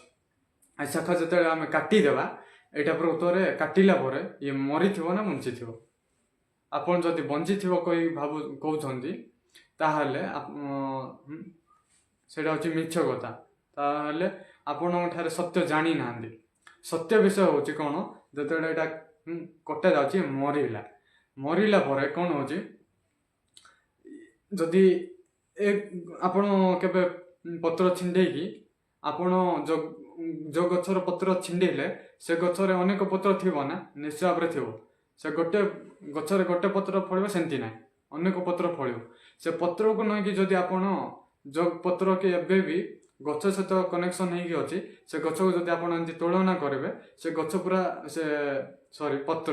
ସେ ପତ୍ରକୁ ଯଦି ଆପଣ ତୁଳନା କରିବେ, ଯୋଉଟା ଗଛରେ ଜଏଣ୍ଟ ହେଇକି ଅଛି ସେ ପତ୍ର, ଆଉ ଯୋଉଟା ଆପଣ ଛିଣ୍ଡେଇଛନ୍ତି ସେ ପତ୍ର ଯଦି ଦେଖିବେ, ସମାନ ଦେଖାଯିବ, କୌଣସି ଫରକ ନାହିଁ। ଏଇଟା ବି ବଞ୍ଚିଥିଲା ଭଳିଆ ଦେଖାଯିବ, ଏଇଟା ବି ବଞ୍ଚିଥିଲା ଭଳିଆ ଦେଖାଯିବ। କିନ୍ତୁ ସମୟ ଯେତେବେଳେ ଆମେ ଦେଖିବା, ରେଜଲ୍ଟ ଯେତେବେଳେ ଆମେ ଦେଖିବା, ଯେ ପ୍ରକୃତରେ ଟାଇମ୍ ଯେତେବେଳେ ହେବ, ଯୋଉଟା ଛିଣ୍ଡିଛି, ଯୋଉ ଆମେ କାଢି ଦେଇଛୁ, ଟାଇମ୍ ହେଲା ପରେ ଏଇଟା ଶୁଖିଯିବ। କାହିଁକି ଶୁଖିଗଲା କିଏ କହିବେ? ଯଦି ଏଇଟା ଶୁଖିଛି ଗୋଟେ କାରଣ ପାଇଁ, ଏଇଟା ଯେହେତୁ ଛିଣ୍ଡିଛି, ହଁ କି ନାଇଁ? ତାର ଅର୍ଥ ଯେତେବେଳେ ଛିଣ୍ଡିଲା ସେତେବେଳେ ପ୍ରକୃତରେ ମରି ସାରିଛି, ହଁ କି ନାଇଁ? ଆଉ ଯେ ଛିଣ୍ଡିଲା ପରେ ଖରା ହେଲେ ବା ଏମିତି ଆମେ ଚିରାଚୁରି କଲେ ମରିଯିବ, ସେମିତି ନାହିଁ। ଯେଉଁ ସମୟରେ ଛିଣ୍ଡିଲା ସେ ସମୟରେ ମରିଲା, ହଁ କି ନାଇଁ? ସେମିତି ଯେତେବେଳେ ଗୋଟେ ଶାଖା ଗୋଟେ ଡିଆଁ ଯଦି ଆମେ ଛିଣ୍ଡେଇବା, ତାପରେ ସେ ମରିଥିବ ନା ବଞ୍ଚିଥିବ? ମରିଥିବ, ହଁ କି ନାଇଁ?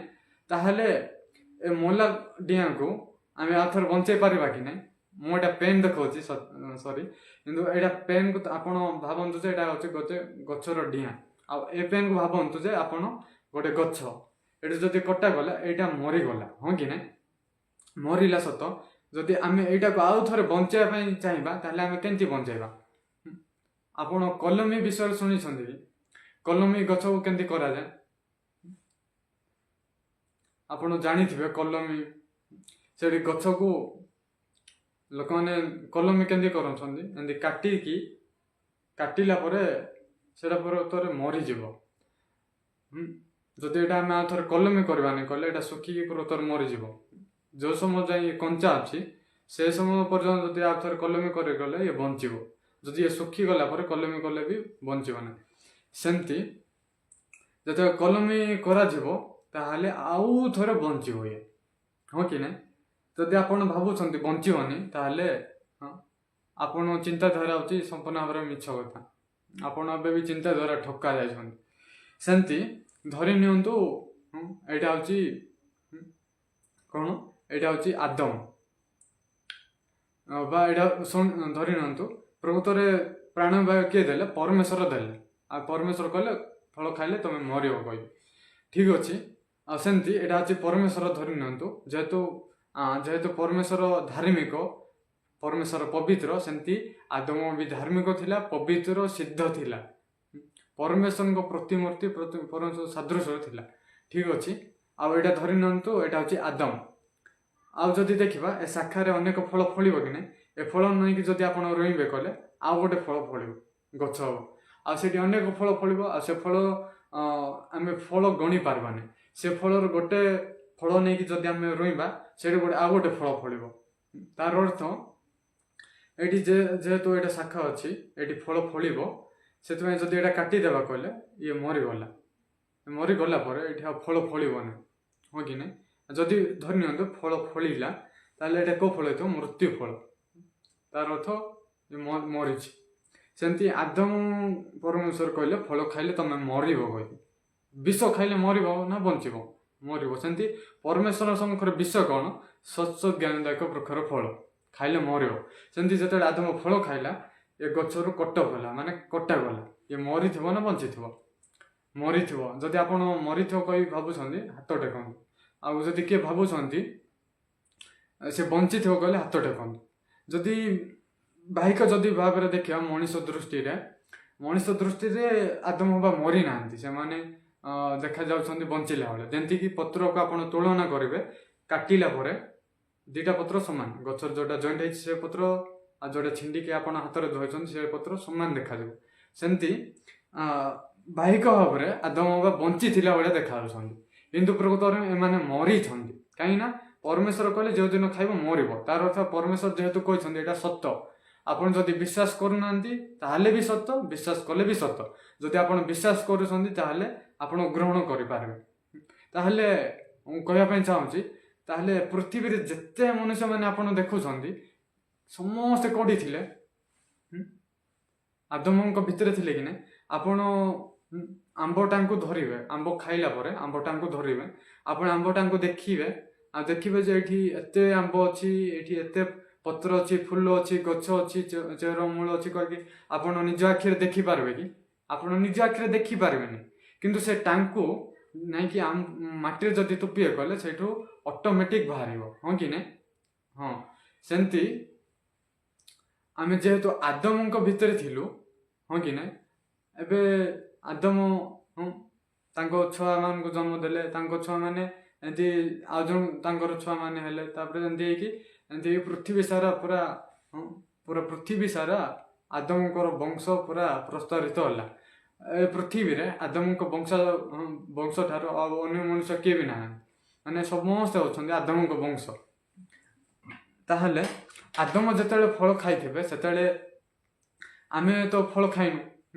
एबे देखंतु जने स्त्री गर्भवती अछि धरि नंतु से स्त्री विष खाइले से विष खाइला परे से मरी थिबे ना बंची थिबे जने विष खाइले मरुची ना बंचुची जदि मरुची कोई भाबुछन्ती ताहले ठीक कथा जदि मरुनी कोई भाबुछन्ती ताहले आपण सत्य जानि नांती विष खाइला परे से स्त्री प्रकृତରେ मरीଯିବ विष प्रकृତରେ मरेइବ जन ठीक अछि ताहले जो छुआ पेट भीतर अछि से कोन विष खाइछि कि विष जदि खाइने ताहले से मरिबो ना बंचिबो आपण जदि भाबुछन्ती से बंचिबो ताहले आपण चिंताधारा अछि मिछ कथा काई ना से स्त्री जेहेतु पेट भीतर अछि जेतले आदम बा से स्त्री विष खाइले से पिला भी विष खाइला जो पिला की जन्म हबो तापर जन्म होके बड़ होला परे तार वंश हबो तापर से छुआ जाक दबो से छुआ जन्म होला परे बड़ होला परे से माने भी बड़ होबे आ से माने भी छुआ देबे से माने भी बड़ होबे से माने भी जन्म छुआ देबे एंती तांगर वंश हबो किंतु से छुआ एबे का पेटरे अछि से मां पेटरे अछि ए मां जदि विष खाइला जेतकी तार वंश अच्छे जो छुआ की माँ पेटर अच्छी जन्म है का सी माँ पेटर बाहर का बड़ हो से भी ता द्वारा छुआ देव आ से भी बड़ हम से भी छुआ देव जन्म दे दे एंते कि तार वंश हम किंतु से वंश का पेटर अच्छी माँ पेटर अच्छी ताहले विष खाइला परे ए पूरा वंश जोटा हजार हजार लक्ष कोटि कोटि असंख्य वंश अच्छी से वंश का पेटर अच्छी माँ पेटर अच्छी माँ जदि विष खाइला परे ए वंशर जेते लोक माने अछंती ए छुआर वंशरे माँ पेटे जो छुआ अच्छी से छुआर वंशरे किए भी देखा जाना आखिरे किंतु से समस्त कोटी अछंती माँ पेटे अछंती आखिरे देखा जाना किंतु पेटे भीतर अछंती किंतु कौन हो विष खाइला बेले से माने भी मरी जाउछंती ताहले जो वंश अते वंश अच्छी से वंश मरुची ना बंचुची सब मरी जाउछि कि ने सेमती जतले आदम बा फल खाइले आमे अबा बोली कहि पारबानी आदम बोली कहि पारबा काई ना आदम को पंजर हाड़ नै कि अबा को बनेले किंतु प्रकृत फास्ट मनुष्य होछि आदम ठारे का बीज थिला आ से बीज द्वारा अबांग भीतर ट्रांसफर होई कि तांग द्वारा छुआ हला सेंते कि वंश पृथ्वी रे आदमकर वंश खाली अछि आमे भी आदमको वंश ताहले परमेश्वर जो कही खाइले मर कही खाइला मरी थे ताहले जो मला जो वंश जन्म होती से को वंश हो मृत्युर वंश जदि आप देखिए परमेश्वर आदम अबा को अभिशाप दौना 14 पद देखा से शैतान को अभिशाप दौरान तो धूली खाई बंचू आप धूली खाई खाइबार के शुणी कि साप धूली खाई बंचुची मरला पर्यटन साप जन्म है ଠୁ ମଲା ପର୍ଯ୍ୟନ୍ତ ଧୂଳି ଖାଇ ବଞ୍ଚିବାର କେବେ ଶୁଣିଛନ୍ତି? ଆପଣ ଏମିତି ଶୁଣିଥିବେ ଯେ ଧୂଳି ଖାଇବାର ଶୁଣିଛି କହିକି ସାପ ଧୂଳି ଖାଇକି ଶୁଣିଥିବେ, କିନ୍ତୁ ମଲା ପର୍ଯ୍ୟନ୍ତ ସାପ ଧୂଳି ଖାଇକି ଏକା ବଞ୍ଚିବ କହି କେବେ ବି ଶୁଣି ନଥିବେ। ଯଦି ଶୁଣିଥିବେ କହିଲେ ହଁ ମୁଁ ଜାଣିନାହିଁ ଏଇଟା ସତ ନା ମିଛ, କିନ୍ତୁ ମୁଁ ଯଦି କହିବି ଗଲେ ସାପ ଧୂଳି ଖାଇକି ବଞ୍ଚିବନି ମଲା ପର୍ଯ୍ୟନ୍ତ, ସେ ଜନ୍ତୁ ଯାକ ଗିଳିକି ବଞ୍ଚିବ। ହେଇପାରେ ସେ ସାପ ଥରେ ଦୁଇଥର ଧୂଳି ଖାଇବାର ଆପଣ ଶୁଣି ଥାଇପାରନ୍ତି, କିନ୍ତୁ ସାପ ଧୂଳି ଖାଇକି ବଞ୍ଚିବନି, ସେ ଜନ୍ତୁ ଯାକ ଜୀବଜନ୍ତୁ ଗିଳିକି ବଞ୍ଚିବ। ଏଠି ଯଦି ଆପଣ ଦେଖିବେ କହିଲେ ଏଠି ଧୂଳି 14 ପଦରେ ତମ ସଦାପ୍ରଭୁ ପରମେଶ୍ୱର ସର୍ପକୁ କହିଲେ, ଏହି କାର୍ଯ୍ୟ କରିବା ହେତୁରୁ ତୁମେ ସମସ୍ତ ଗ୍ରାମ୍ୟ ବନପଶୁ ଠାରୁ ଅଧିକ ସାପଗ୍ରସ୍ତ ହେଲ। ସାପକୁ ଅଭିଶାପ ଦେଲେ। ସାପ ଆଗରେ ଅଭିଶାପ ହେଇଛି କହିକି ଆମେ କେମିତି ଜାଣିପାରିବା? ସାପ ଆଗରେ ଗୋଡ଼ ଦେଇ ଚାଲୁଥିଲା, ଏବେ ପେଟରେ ଚାଲୁଛି। ଅଭିଶାପ ପାଇଲା ପରେ ପେଟ ଦେଇ ଚାଲୁଛି। ଆଉ ସେ କ'ଣ, ତୁମେ ଆପଣ ପେଟ ଦେଇ ଗମନ କରିବ, ଜୀବନ ଧୂଳି ଖାଇବ। ପରମେଶ୍ୱର ଆଦି ପୁସ୍ତକ 2:6-7 ମନୁଷ୍ୟକୁ କେମିତି ସୃଷ୍ଟି କଲେ? ଭୂମିର ଧୂଳି ଦ୍ୱାରା। ତାହେଲେ 3:1 ଯଦି ଆପଣ ଦେଖିବେ, ସେ ସାପ ଭିତରେ କିଏ ପ୍ରବେଶ କଲା? ଲୁସିଫର, ଶୈତାନ। ତାହେଲେ ଯଦି ଆପଣ ଦେଖିବେ ସ୍ପଷ୍ଟ ଭାବରେ, ସେ ସାପ ପ୍ରକୃତରେ ଆଦମକୁ ହବାକୁ ଠକି ନାହାନ୍ତି। ପ୍ରକୃତରେ ସେ ସାପ ଭିତରେ ଶୈତାନ ଅଛି, ଯିଏକି ଠକୁଛି କାହାକୁ? ହବାକୁ। ପ୍ରକୃତରେ ସାପ ଭିତରେ କିଏ ଅଛି? ଶୈତାନ ଅଛି। ଯେଉଁ ପରମେଶ୍ୱର ଅଭିଶାପ ଦେଉଛନ୍ତି ଧୂଳି ଖାଇକି ବଞ୍ଚିବୁ, ତାର ଅର୍ଥ କ'ଣ? ତାର ଅର୍ଥ ହେଉଛି ସାପ ଧୂଳି ଖାଇକି ବଞ୍ଚିବାର ଅର୍ଥ କ'ଣ? ପରମେଶ୍ୱର ଶେଷରେ କାହାକୁ ଅଭିଶାପ ଦେଉଛନ୍ତି? ଆଦମ ଫଳ ଖାଇଲେ, କିନ୍ତୁ କିଏ ଅଭିଶାପ ପାଉଛି? ସାପ ଅଭିଶାପ ପାଉଛି ନା ଆଦମ ଅଭିଶାପ ପାଉଛନ୍ତି? ଶୈତାନ ଅଭିଶାପ ପାଉଛି, ହଁ କି ନାହିଁ? ତାର ଅର୍ଥ କ'ଣ? ପରମେଶ୍ୱର ମନୁଷ୍ୟକୁ କେବେ ବି ଅଭିଶାପ ଦେଇପାରିବେ ନାହିଁ। ସ୍ୱର୍ଗ ପରିସ୍ଥଙ୍କ ତୁଲ୍ୟ ହେବା ପାଇଁ ସେଇଟା ଶୈତାନର ଇଚ୍ଛା, ଏଇଟା ମଣିଷର ନାହିଁ। ଯେଉଁ ଫଳ ଖାଇ ପରମେଶ୍ୱରଙ୍କ ଭଳିଆ ଭଲ ମନ୍ଦର ଜ୍ଞାନ ପାଇବ, ସେମିତି ନୁହେଁ। ପରମେଶ୍ୱର ଆଗରୁ ହିଁ ଆପଣା ପ୍ରତିମୂର୍ତ୍ତିରେ ସୃଷ୍ଟି କରିଛନ୍ତି। ଫଳ ଖାଇଲେ ପରମେଶ୍ୱରଙ୍କ ଭଳିଆ ହେବି, ସେମିତି ନାହିଁ। ଆଗରୁ ହିଁ ସେମିତି ବନେଇଛନ୍ତି। ତାର ଅର୍ଥ ଯେତେବେଳେ ସାପ ଧୂଳି ଖାଇ ବଞ୍ଚିବାର ଅର୍ଥ କ'ଣ? ଆମେ Ezekiel 28:17 ପଢ଼ିଲୁ, ଆମେ ତୁମକୁ ଭୂମିରେ ନିକ୍ଷିପ୍ତ କରିଅଛୁ। ପରମେଶ୍ୱର ସବୁ ସୃଷ୍ଟି କଲା ପରେ, ପୃଥିବୀର ସବୁ ବିଷୟ ସୃଷ୍ଟି କଲା ପରେ ଷଷ୍ଠରେ ମନୁଷ୍ୟକୁ ସୃଷ୍ଟି କରୁଛନ୍ତି। ଆଉ ସେଠି ସେ ବିଷୟରେ ବହୁତ ବିଷୟ ଅଛି, କିନ୍ତୁ ସେ ବିଷୟ ଲେଖା ହେଇନି। କିନ୍ତୁ ସେଇଠି ଲେଖା ହେଇଛି ଯେ ଭୂମିରେ ନିକ୍ଷିପ୍ତ କରାଗଲା। ତାର ଅର୍ଥ କ'ଣ? ଏ ପୃଥିବୀର ମାଲିକ, ମାନେ ପୃଥିବୀ କାହା ପାଇଁ ପ୍ରସ୍ତୁତ ହେଇକି ଅଛି? ଶୈତାନ ପାଇଁ ପ୍ରସ୍ତୁତ ହୋଇଯାଇଛି। ଯଦି ଆପଣ ପ୍ରଥମ ପିତରରେ ଯଦି ଦେଖିବେ କହିଲେ, ସେଇଠି ଏ ପୃଥିବୀ ପ୍ରକୃତରେ ଅଗ୍ନି ନିମନ୍ତେ, ପାପୀ ଲୋକଙ୍କ ନିମନ୍ତେ ଅଗ୍ନି ନିମନ୍ତେ ପ୍ରସ୍ତୁତ ହେଇକି ଅଛି। ତାର ଅର୍ଥ ପାପୀ ଲୋକଙ୍କ ପାଇଁ ଏଇଟା ପୃଥିବୀ ପ୍ରସ୍ତୁତ ହେଇକି ଅଛି। ଏଇଟା ହେଉଛି ନର୍କ ନିମନ୍ତେ, ପାପୀ ଲୋକଙ୍କ ପାଇଁ। ଆଉ ସେଥିପାଇଁ ଶୈତାନ କ'ଣ ଚାହୁଁଛି? ମୁଁ କାହିଁକି ଜଣେ ନର୍କ ଯିବି, ଏମାନେ ବି ନର୍କ ଯାଆନ୍ତୁ କହିକି ଇଏ ପ୍ରକୃତରେ ଶୈତାନ ଠକିଲା। ଆଉ ପରମେଶ୍ୱର ଭୂମିରେ ନିକ୍ଷିପ୍ତ କରିଛନ୍ତି। ସେଥିପାଇଁ ଭୂମିର ମାଲିକ ହେଉଛି ଶୈତାନ, ଲୁସିଫର। ସେଥିପାଇଁ ପରମେଶ୍ୱର ଯଦି ଭୂମିର ଧୂଳି ଦ୍ୱାରା ମନୁଷ୍ୟକୁ ସୃଷ୍ଟି କରିଛନ୍ତି, ତାହେଲେ ପରମେଶ୍ୱର କହୁଛନ୍ତି ଧୂଳି ଖାଇକି ବଞ୍ଚିବାର ଅର୍ଥ କ'ଣ? ଯେଉଁ ଆପଣ ମାଂସମୟ ଚମଡ଼ା ଦେଖୁଛନ୍ତି, ଏଇଟା ହେଉଛି ମୁଁ ଯେଉଁଟା କହୁଛନ୍ତି, ମୁଁ ହେଉଛି ପ୍ରକୃତରେ ମୋର ମାଲିକ ହେଉଛି ଲୁସିଫର। ଆପଣ ଯଦି ରୋମିଓ 5, ମୁଁ ଆଉ ଅଳ୍ପ ସମୟ କହିବି, ଆପଣ ଦେଖନ୍ତୁ ରୋମିଓ 5 ରୋମିଓ 5:12 ଯଦି ଦେଖିବେ, ଅତଏବ ଯେପରି ଜଣେ ଲୋକ ଦ୍ୱାରା ପାପ ଦ୍ୱାରା ମୃତ୍ୟୁ ଜଗତରେ ପ୍ରବେଶ କଲା, ଆଉ ସେହି ପ୍ରକାର ମୃତ୍ୟୁ ସମସ୍ତ ଲୋକଙ୍କ ପ୍ରତି ଘଟିଲା, ଯେଣୁ ସମସ୍ତେ ତ ପାପ କଲେ। ଦେଖନ୍ତୁ, ଧରି ନିଅନ୍ତୁ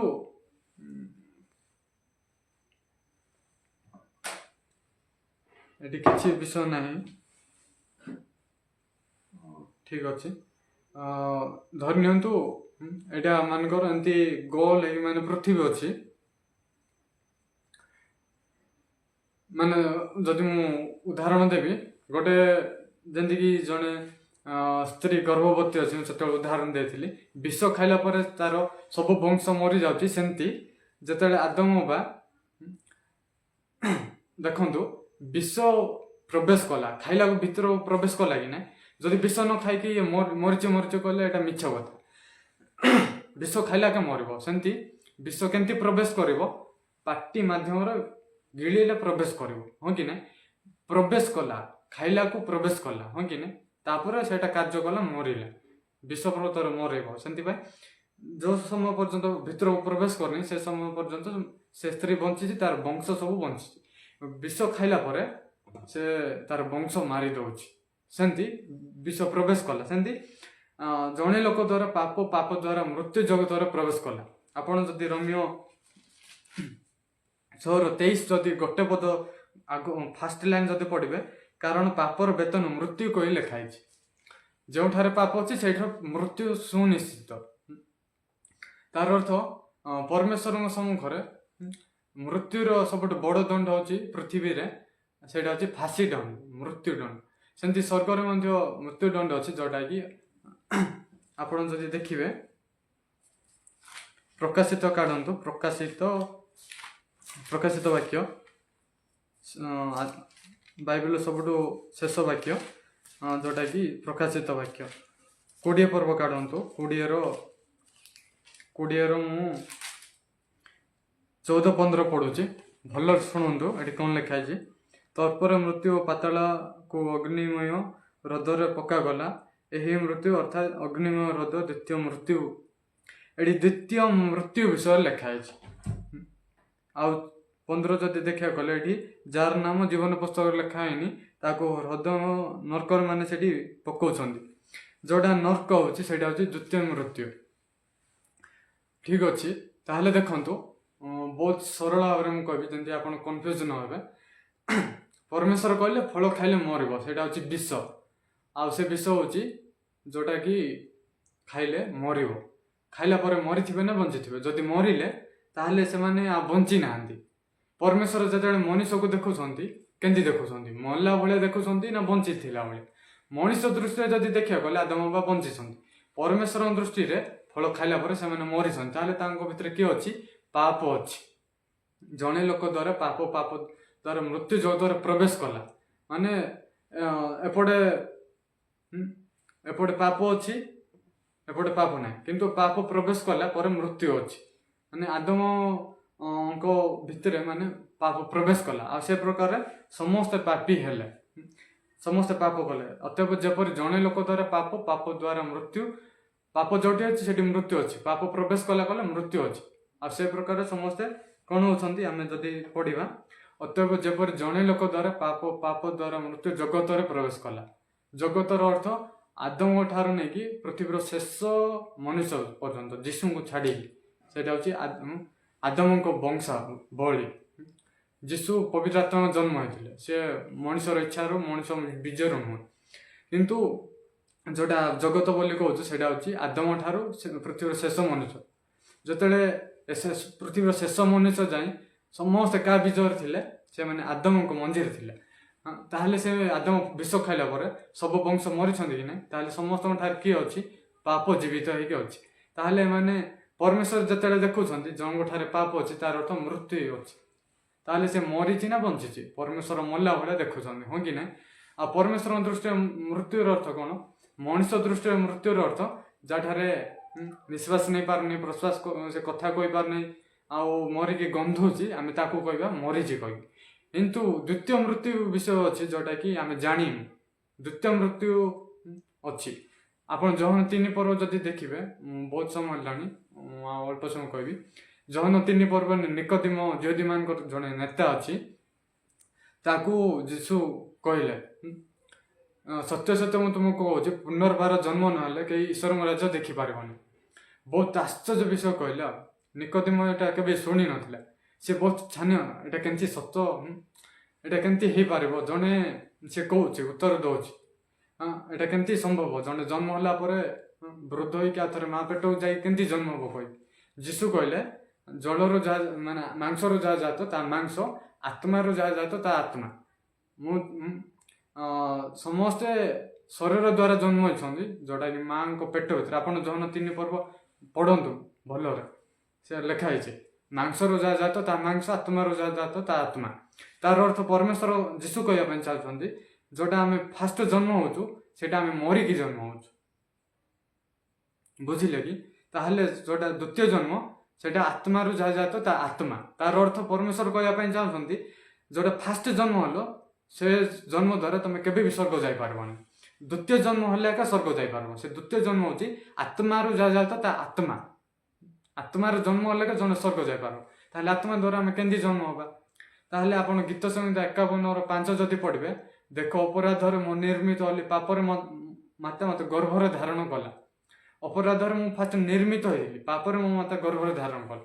मूल जदि पापर मूल होची पाप फल शाखा सब कौन हम पाप फल फल कि ना जदि आदम फल खाइला पर पाप जगतर प्रवेश कला पापर अन्य नाम हूँ शैतान।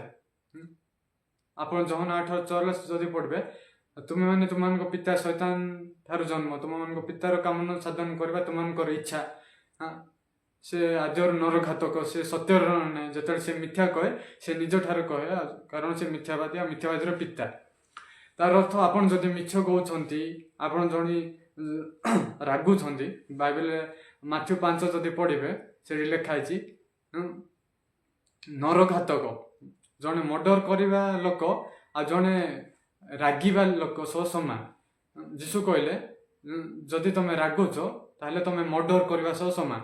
जदि जने स्त्री को जदि कामना भाव जदि दृष्टि करछ तार अर्थ तुम व्यभिचार करवा सह समान। तार अर्थ आपन जदि रागुछंती आपन जदि गोटे झील को देखि व्यभिचार चिंता आसुची तार अर्थ कौन आपन ऑलरेडी पाप काम कले। एठ लक्षण कौन मो विषय कहीं कहूँ जमी कि आंब टांगू रोईला आंब गछ होला फल फलिले भी सेटा आंब फल कहवा न फलिले भी आंब गछ कहवा माने फल फलिले भी आंब गछ न फलिले भी आंब गछ हाँ कि ना। सेमती आपन जदि चोरऊ ना मिछ कहूना मद पीऊना को झील को देखि व्यभिचार चिंता आसू ना क्या रागु ना ताहले भी आपन कहीपरेनि जे आपन पापी कहीपरेनि माने धार्मिक कहीपरेनि। जदि आपन चोरई नथिले भी आपन होछन्ति पापी। आपन जदि माने संदेह अछि कहले मु वाक्य देखिया पय चाहूँ सेटा अछि आदिपुरुष 6:5 अनंतर सदाप्रभु परमेश्वर पृथ्वी को देखिले पृथ्वी रे मनुष्यर दुष्टता अति बड़ तार अंतकरण प्रत्येक कल्पना अभिरत मंद कही देखिले। परमेश्वर अंतकरण देखिले मनुष्यर बिहेवियर देखि नांदी से कौन क्या सम्मान रेस्पेक्ट दौची कि ना बापा माँ कथा शुणुची कि ना से देखुना से चोरौची ना क्या मर्डर कर देखुना अंतकरण देखुं अभिरत माने कंटिन्यूसली दिन को 24 घंटा मंद कही देखुं किंतु आपण केंदी निजक देखुं ना मुझे भल टिके खराब एटा प्रकार मिछ कथा। परमेश्वर दृष्टि जड़े परमेश्वर जमी देखुं से सत ना आम देखुथार सत। एबे मो मुहरे कौटी कला दाग अच्छी एवं मान धरी नियंतु मो ठारू एवं मानकर मुझे छिंकिली छिंकिला मानकर सिंगाणी बाहर मुझे पोथी मो मुह देखी ना सिंगाणी टी इे लगी सिंगाणी इे लगी कि जानी ना मुझे लोक कथा हो लोक मत कहे तो ये सिंगाणी लगी कह कहबार अर्थ कौन मुझे पोथली किंतु मुझे जानी जे सिंगाणी लगी कि ना कह किंतु जब अन्य मैंने कहते सिंगाणी लगी प्रकृत में मो मुह को केवे देखिपारे आप निज निज मुह को केवे देखी आप दर्पण देखिपारती मोबाइल फोन रे देखिपारती किंतु निज मुह को केवे आप देखी ना। तार मु कहबार अर्थ हूँ परमेश्वर जमी आप देखुं निजे आप निजक देखुं बहुत भिन्न अच्छे। परमेश्वर बाइबल लिखाई तुम संकल्प संकला आम पर नुहे जेसा 55:7-8-9 जदि पढ़े लिखाई 9 तुम संकल्प संकला आम संकल्प पर नुहे तुम मार्ग सकल आमर मार्ग पर नुहे जपरी आकाश माने पातल माने जमी कि स्वर्ग आकाश और भूमि जमी उच्चा सेमती परमेश्वर चिंताधारा आम चिंताधारा अलग। परमेश्वर कहते अभिरत मंद कहीकि जदि आपड़ कहते मुझे भल ताहले आपण वाक्य विश्वास करना। परमेश्वर कहते अभिरत मंद ताहले आपण अभिरत मंद आपड़ चोरेले भी मंद न चोरेले भी मंद परमेश्वर सेमती देखुं कहीं फल खाइला परमेश्वर बंची कही देखुना आदम मरीची कही देखुं ताहले शैतान ता भीतर किए अच्छी क्या देखी से कहते अभिरत मंद कहीकि से अच्छे लुसिफर जे कि चोरेब जे कि मर्डर कर शैतान केबी भी गोटे बम धरिक आसबनी गोटे बम धरिक आईबनी बा शैतान शरीर ना जे से छुरी धरिक आई आप भुसब बा आप आई विष देव ନହେଲେ ଆଇକି ମାରିବ ସେମିତି ନାହିଁ। ଶୈତାନ ହେଉଛି ଆତ୍ମା ଆଉ ସେ ତାର ଚିନ୍ତା ଦ୍ୱାରା ଆପଣଙ୍କୁ ମାରିବ। ଶୈତାନର କ୍ୟାରେକ୍ଟର ହେଉଛି ସେମିତି। ଆଉ ସିଏ ଆପଣଙ୍କୁ ଚୋରେଇବା ପାଇଁ ଏ ଶରୀରରେ ଆପଣ ଜନ୍ମ ହେଲା ଠାରୁ ଏବେ ପର୍ଯ୍ୟନ୍ତ ଆପଣ କେବେ ବି କାହାକୁ ରାଗି ନାହାନ୍ତି କି? ଆପଣ ଯେତେବେଳେ ଆପଣ ଲାଇଫରେ ଗୋଟେ ସୁନ୍ଦର ବିଷୟ ଦେଖି ଆପଣ ଲୋଭ କରିନାହାନ୍ତି କି? ଯଦି ଆପଣ ଲୋଭ କରିଛନ୍ତି, ରାଗିଛନ୍ତି, କାହାକୁ ହିଂସା ଯଦି କରିଛନ୍ତି, ତାର ଅର୍ଥ ମୁଁ କହିବା ପାଇଁ ଚାହୁଁଛି ଏଇଟା ହେଉଛି ପ୍ରଥମ ଜନ୍ମ, ଯିଏକି ଶରୀର ଦ୍ୱାରା ଜନ୍ମ ହେଇଛି। ଦ୍ୱିତୀୟ ଜନ୍ମର ଅର୍ଥ କ'ଣ? ଆତ୍ମାରୁ ଯାହା ଜାତ ତା ଆତ୍ମା। ମୁଁ ଯେଉଁ ମୃତ୍ୟୁ ବିଷୟରେ କହିଲି, ଯେଉଁ ଆଦମ ବା ଫଳ ଖାଇଲା ପରେ ମରିଲେ, ତାହେଲେ ସେମାନେ କେମିତି ଆଉ ଥରେ ବଞ୍ଚି ପାରିବେ? ଜହନ 5 ପର୍ବ କାଢ଼ନ୍ତୁ, ମୁଁ ଅଳ୍ପ ସମୟ କହି ସରେଇଲିନି। ଜହନ 5 ପର୍ବର ଆମେ 25 ପଦ ଦେଖିବା। ଏଠି କେମିତି ଲେଖା ହେଇଛି, ବହୁତ ଇମ୍ପୋର୍ଟାଣ୍ଟ ବାକ୍ୟ, ସମସ୍ତେ ଭଲରେ ପଢ଼ନ୍ତୁ, ମିଶିକି ପଢ଼ିବା। 1 2 3 ଷ୍ଟାର୍ଟ। ସତ୍ୟ ସତ୍ୟ ମୁଁ ତୁମମାନଙ୍କୁ କହୁଅଛି, ଯେଉଁ ସମୟରେ ମୃତମାନେ ଈଶ୍ୱରଙ୍କ ପୁତ୍ରଙ୍କ ସ୍ୱର ଶୁଣିବେ ଓ ଯେଉଁମାନେ ଶୁଣିବେ ସେମାନେ ସଜୀବ ହେବେ, ଏପରି ସମୟ ଆସୁଅଛି, ପୁଣି ବର୍ତ୍ତମାନ ସୁଦ୍ଧା ଉପସ୍ଥିତ। ଏଠି ଲେଖା ହେଇଛି ଜଣେ ଲୋକ ମରିଛି, ଆଉ ସେ ମଲା ଲୋକ କ'ଣ? ଈଶ୍ୱରଙ୍କ ପୁତ୍ରଙ୍କ ସ୍ୱର ଶୁଣିଲେ ସେ ବଞ୍ଚିବ। ଏଇଟା ମଲା ଲୋକ କିଏ? ଆପଣ ଯଦି ଆଉ ଥରେ ଯଦି ମୁଁ ସ୍ପଷ୍ଟ ଭାବରେ ଆପଣଙ୍କୁ କ୍ଲିୟର କରିବା ପାଇଁ ଚାହିଁଲେ, ଏଠି ମାଥ୍ୟୁ 8 ପର୍ବ କାଢ଼ନ୍ତୁ। ମାଥ୍ୟୁ 8ର ଏଠି 21-22 ପଢ଼ିବା।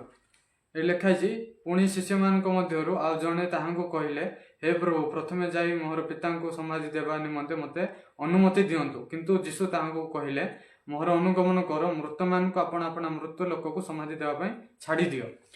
ଯୀଶୁଙ୍କ ଶିଷ୍ୟମାନଙ୍କ ମଧ୍ୟରୁ ଜଣେ କହୁଛି ଯେ ମୋ ପିତାକୁ ଯାଇକି ସମାଧି ଦେବା ପାଇଁ ମୋତେ ଟିକେ ଅନୁମତି ଦିଅନ୍ତୁ। ଯୀଶୁ କହିଲେ, ମଲା ଲୋକ, ଲେଖା ହେଇଛି, ମୃତମାନଙ୍କୁ ଆପଣ ଆପଣା ମୃତ ଲୋକମାନଙ୍କୁ ସମାଧି ଦେବା ପାଇଁ ଛାଡ଼ି ଦିଅ। ମଲା ଲୋକ ମରିବା ଲୋକକୁ ସମାଧି ଦେବା ପାଇଁ ଛାଡ଼ି ଦିଅ। ଯୀଶୁ ଯେତେବେଳେ ଦେଖୁଛନ୍ତି ଆଉ ଆପଣ ନିଜକୁ ଯେତେବେଳେ ଦେଖୁଛନ୍ତି ବହୁତ ଭିନ୍ନ। ଯୀଶୁ ଯେତେବେଳେ ଆପଣ ଦେଖୁଛନ୍ତି, ଆପଣ ଜଣେ ମରିଥିବା ଲୋକ ଭଳି ଯୀଶୁ ଦେଖୁଛନ୍ତି। ଆଉ ଆପଣ ଯେତେବେଳେ ଆପଣ ନିଜକୁ ଦେଖୁଛନ୍ତି, ଆପଣ କହୁଛନ୍ତି ମୁଁ ବଞ୍ଚିଛି। ମଲା ଲୋକ, ଜଣେ ମଲା ଲୋକ ସମାଧି ଦେଇପାରିବ କି? ମଲା ଲୋକ କେବେ ଚୋରେଇ ପାରିବ? ମଲା ଲୋକ କେବେ ମିଛ କହିପାରିବ କି? କେବେ ବି ନାହିଁ। ତାହେଲେ ଯୋଉଟା ମିଛ କହୁଛ ସେଇଟା କିଏ ପ୍ରଭୁ? ସେଇଟା ହେଉଛି ଶୈତାନ, ଲୁସିଫର। ଆପଣ ମରିଅଛ, ଏଇଟା ବିଶ୍ୱାସ କରୁଛନ୍ତି କି?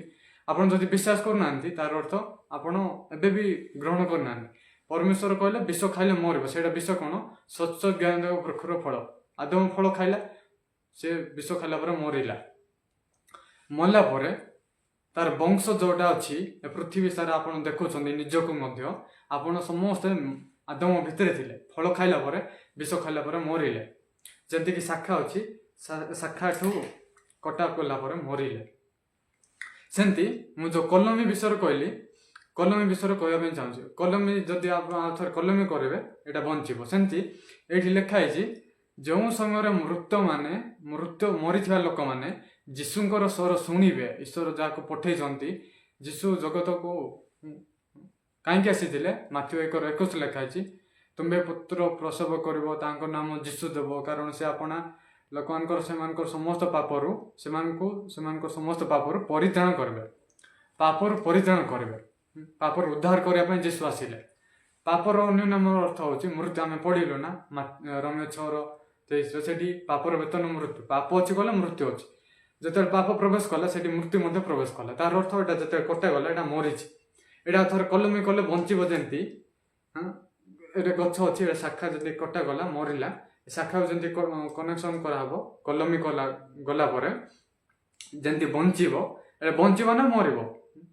ଆପଣ କଲମୀ ଯଦି ଭଲରେ କଲମୀ କରାଗଲା, ଏଇଟା ଗଛ ଯଦି ବଞ୍ଚିଛି, ଏଇଟା ଭଲରେ ବଞ୍ଚିଛି, ପାଣି ଭଲରେ ଅଛି, ଭଲରେ ଯଦି ଆପଣ କଲମୀ କଲା ପରେ ଆପଣ କହିପାରିବେନି, ବାଜି ଲଗେଇ ମାନେ ଆପଣ ପୁରା ଆତ୍ମବିଶ୍ୱାସରେ କହିପାରିବେନି ଏଇଟା ବଞ୍ଚିବ ନା ମରିବ କହିକି। କାହିଁକିନା ଏଇଟା କଟାଗଲା ପରେ ମରିଛି ବୋଲି କହିପାରିବେ। କଲମୀ କଲା ପରେ ଆପଣ ମଲା ବୋଲି କହିପାରିବେନି, କାହିଁକି ନା ଏଇଟା କଲମୀ କରାଗଲା ପରେ ବଞ୍ଚିବ। ସେମିତି ଆପଣ ମରିଛନ୍ତି। ଆଦମ ଫଳ ଖାଇଲା ପରେ ଆମେ ସମସ୍ତେ ମରିଛୁ, କିନ୍ତୁ ଯେଉଁ ସମୟରେ ଯୀଶୁଙ୍କର ସ୍ୱର ଜଣେ ଶୁଣିବ କହିଲେ ସିଏ ହିଁ ବଞ୍ଚିବ। ଆପଣ ଏ ବିଷୟ କେବେ ଶୁଣିଥିଲେ କି? ତାର ଅର୍ଥ ମୁଁ କହିବା ପାଇଁ ଚାହୁଁଛି, ଆମେ ସମସ୍ତେ ଯଦି ମରିଛୁ, ଯେଉଁ ସମୟରେ ଜଣେ ଯୀଶୁଙ୍କ ସ୍ୱର ଶୁଣିବ ସିଏ ଏକା ବଞ୍ଚିବ। ଯୀଶୁ ସମସ୍ତଙ୍କ ପାଇଁ ମରିଛନ୍ତି।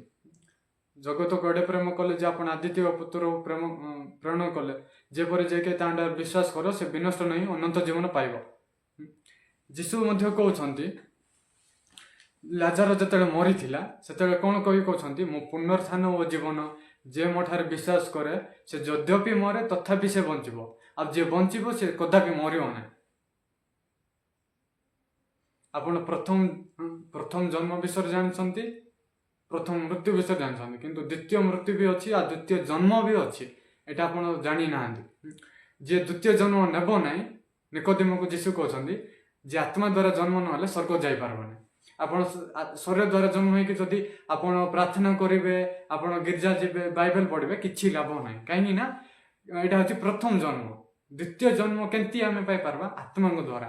ଆପଣ ଯଦି ଜହନ 6:63 ଯଦି ପଢ଼ିବେ, ସେଠି ଲେଖା ହେଇଛି, ଆତ୍ମା ଜୀବନଦାୟକ, ମାଂସ କୌଣସି ଉପକାର କରେ ନାହିଁ। ମୁଁ ତୁମମାନଙ୍କୁ ଯେଉଁ ସମସ୍ତ ବାକ୍ୟ କହିଅଛି ସେ ସବୁ ଆତ୍ମା ମୋ ଜୀବନ ଅଟେ। ମାନେ ବାକ୍ୟ ହେଉଛି ଜହନ 1:1 ଲେଖା ହେଇଛି, ଆଦ୍ୟରେ ସେ ବାକ୍ୟ ଥିଲେ, ସେ ବାକ୍ୟ ଈଶ୍ୱରଙ୍କ ସଙ୍ଗେ ଥିଲେ, ସେ ବାକ୍ୟ ଈଶ୍ୱର ଥିଲେ। ଆଉ 1 ସେଠି ପଢ଼ିବେ କଲେ, ଜହନ 1, ସେ ବାକ୍ୟ ହିଁ ଦେବବନ୍ତ ହେଲେ।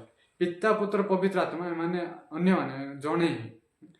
ଆଦ୍ୟରେ ବାକ୍ୟ ଥିଲେ, ସେ ବାକ୍ୟ ଈଶ୍ୱରଙ୍କ ଥିଲେ, ସେ ବାକ୍ୟ ଈଶ୍ୱର ଥିଲେ, ଈଶ୍ୱରଙ୍କ ସାଙ୍ଗରେ ଥିଲେ, ସେ ବାକ୍ୟ ହିଁ ଈଶ୍ୱର ଥିଲେ, ସେ ବାକ୍ୟ ହିଁ ଈଶ୍ୱର ଥିଲେ, ଆଉ ଈଶ୍ୱର ହିଁ ବା ସେ ବାକ୍ୟ ହିଁ ଦେବବନ୍ତ ହେଲେ, ଯେଉଁଟାକି ଆମେ ଯୀଶୁ ଖ୍ରୀଷ୍ଟ କହୁଛୁ। ଆଉ ପବିତ୍ର ଆତ୍ମା କ'ଣ? ମୁଁ ତୁମମାନଙ୍କୁ ଯେଉଁ ସମସ୍ତ ବାକ୍ୟ କହିଅଛି ସେ ସବୁ ଆତ୍ମା ମୋ ଜୀବନ। ମାନେ ବାକ୍ୟ ହେଉଛି ଆତ୍ମା, ଆତ୍ମା ହେଉଛି ଈଶ୍ୱର, ଈଶ୍ୱର ହିଁ ଯୀଶୁ ଖ୍ରୀଷ୍ଟ। ମାନେ ଯୀଶୁଙ୍କର ସ୍ୱର ଯିଏ ଶୁଣିବ ସିଏ ମରିବା ଲୋକ ବଞ୍ଚିବ। ଯଦି ବଞ୍ଚିଲା ତାହେଲେ ସିଏ ଆତ୍ମା ଦ୍ୱାରା ଜନ୍ମ ହେଲା। ମୁଁ ଆଉ 2-3ଟା ବାକ୍ୟ ଦେଖେଇ ସରେଇବି। ଆପଣ ଯଦି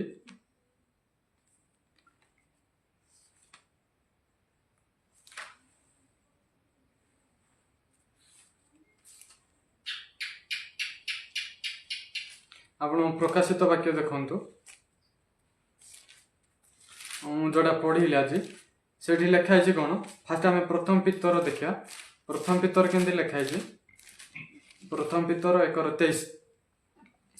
ଯାହାର ଯେତିକି ବଳ ଅଛି ସେତିକି ଚିଲେଇ ପଢ଼ନ୍ତୁ, ଯେମିତିକି ଆପଣ ଅନ୍ୟ ଲୋକମାନେ ବି ଶୁଣିପାରିବେ। ଏ ପ୍ରଥମ ପିତର 1:23 କେମିତି ଲେଖା ହେଇଛି? ଯେଣୁ ତୁମେମାନେ କ୍ଷୟଣୀୟ ବୀଜରୁ ନୁହଁ ବରଂ ଅକ୍ଷୟ ବୀଜରୁ, ଅର୍ଥାତ୍ ଈଶ୍ୱରଙ୍କ ଜୀବନ୍ତ ଓ ଚିରସ୍ଥାୟୀ ବାକ୍ୟ ଦ୍ୱାରା ପୁନର୍ଜାତ ହୋଇଅଛ। ଏଠି ପୁନର୍ଜାତ ବିଷୟରେ ଲେଖା ହେଇଛି କି ନାହିଁ? ଆପଣ ଏ ବିଷୟ କେବେ ଶୁଣିଥିଲେ? କିନ୍ତୁ ଆଜି ଶୁଣିଲେ କି ନାହିଁ? ପୁନର୍ଜାତର ଅର୍ଥ କ'ଣ? ଆତ୍ମା ଦ୍ୱାରା। ତୁମେମାନେ କ୍ଷୟଣୀୟ ବୀଜରୁ ନୁହଁ, ଅକ୍ଷୟ ବୀଜରୁ। ଆପଣ ମାଆଙ୍କ ପେଟରୁ ଜନ୍ମ ହେଲା ପରେ ଆପଣ ମରୁଛନ୍ତି ନା ବଞ୍ଚୁଛନ୍ତି? ମାନେ ଦେଖନ୍ତୁ, ଯିଏ ବି ମା ପେଟରୁ ଜନ୍ମ ହେଲା, ଏ ଶରୀର ମାଂସମୟ ଚମଡ଼ା ଧରିକି, ଯେଉଁଟାକି ଆପଣ ଏବେ ମୋତେ ଦେଖୁଛନ୍ତି, ଏ ମୁଁ ଦିନ ମରିଯିବି, ଯେଉଁଟାକି ମୁଁ କହୁଛି। ଏ ମୁଁ ହେଉଛି କ୍ଷୟଣୀୟ, ଏବେ ଅଛି ଆଉ ଟିକେ ପରେ ନଥିବି, ମୁଁ ମରିବି ବୋଲି ଗ୍ୟାରେଣ୍ଟି ନାହିଁ। କେତେଜଣ ଚାଲି ଚାଲି ମରୁଛନ୍ତି, କେତେଜଣ ଶୋଇ ଶୋଇ ମରୁଛନ୍ତି, କେତେଜଣ ହସି ହସି ମରୁଛନ୍ତି। ଗଲା ବର୍ଷ ମୁଁ ଶୁଣିଲି ଆମ ଗାଁରେ, ସେଠି ଆମ ଆଣ୍ଟି ମାନେ ଯିଏକି ଚାଲି ଚାଲି ଯାଉଥିଲେ, ଚାଲି ଚାଲି ଆକା ମରିଲେ। ଆଉ ଜଣେ ଶୋଇଥିଲେ, ଶୋଇକି ଆକା ମରିଲା। ଆଉ ଜଣେ କଥା କହୁଥିଲେ, ହସିକି ଏମିତି ନିଆଁ ପାଇଁ କଥା ହେଉଥିଲେ, ସେମିତି ଆକା ସେ ମରିଲା। ମାନେ ମୁଁ କହିବା ପାଇଁ ଚାହୁଁଛି, ମୃତ୍ୟୁ ଯେକୌଣସି ସମୟରେ ଆସିପାରିବ। ଜଣେ ରୋଗ ହେଲେ ଯେ ଜଣେ ମୃତ୍ୟୁ ହେବ, ଆକ୍ସିଡେଣ୍ଟ ହେଲେ ଯେ ମୃତ୍ୟୁ ହେବ, ସେମିତି ନାହିଁ। ଆକ୍ସିଡେଣ୍ଟ ହେଲା ପରେ ବି ମରିବା ଲୋକ ବି ବଞ୍ଚୁଛନ୍ତି, ହଁ କି ନାହିଁ? ତାର ଅର୍ଥ ଆମେ କହିପାରିବାନି ଯେ କେଉଁ ସମୟରେ ଜଣେ ମରିବ, କାହିଁକିନା ପରମେଶ୍ୱର ଜାଣନ୍ତି କିଏ ମରିବ, କେତେବେଳେ କିଏ ମରିବ, କେତେବେଳେ କିଏ ବଞ୍ଚିବ କହିବି। ତା ମରିବା ପୂର୍ବରୁ ତାର ଅର୍ଥ ଏଇଟା କ୍ଷୟଣୀୟ ବୀଜ। ଆମେ ଯେଉଁ ବୀଜରୁ ଜନ୍ମ ହେଇଛୁ, ଏଇଟା ହେଉଛି କ୍ଷୟଣୀୟ ବୀଜ, ଯେଉଁଟାକି ଶରୀରର ଜାତ, ଯାହା ମାଂସର ଜାତ ତା ମାଂସ। ଆତ୍ମାର ଜନ୍ମ ନହେଲେ ସ୍ୱର୍ଗ ଯାଇପାରିବନି। ଏଠି ଲେଖା ହେଇଛି 23 କ'ଣ ଲେଖା ହେଇଛି? ଯେଣୁ ତୁମେମାନେ କ୍ଷୟଣୀୟ ବୀଜରୁ ନୁହଁ ବରଂ ଅକ୍ଷୟ ବୀଜରୁ, ଅର୍ଥାତ୍ ଈଶ୍ୱରଙ୍କ ଜୀବନ୍ତ ଓ ଚିରସ୍ଥାୟୀ ବାକ୍ୟ ଦ୍ୱାରା ପୁନର୍ଜାତ ହୋଇଛ। ବାକ୍ୟ ଦ୍ୱାରା। ମୁଁ ତୁମମାନଙ୍କୁ ଯେଉଁ ସମସ୍ତ ବାକ୍ୟ କହିଅଛି ସେଇ ସବୁ ଆତ୍ମା ମୋ ଜୀବନ ଅଟେ। ମୁଁ ତୁମମାନଙ୍କୁ ଯେଉଁ ସମସ୍ତ ବାକ୍ୟ କହିଅଛି, ଜହନ 6:63, ଜହନ 4:6 verse 63 କ'ଣ ଲେଖା ହେଇଛି? आत्मा जीवनदायक मांस कौन सी उपकार करने तुम जो समस्त वाक्य कही अच्छी से सब आत्मा जीवन अटे। आदम फल खाइला परे आत्मा मरिला ना शरीर मरिला? आत्मा मरिला कि नहीं? मरिलार अर्थ कौन?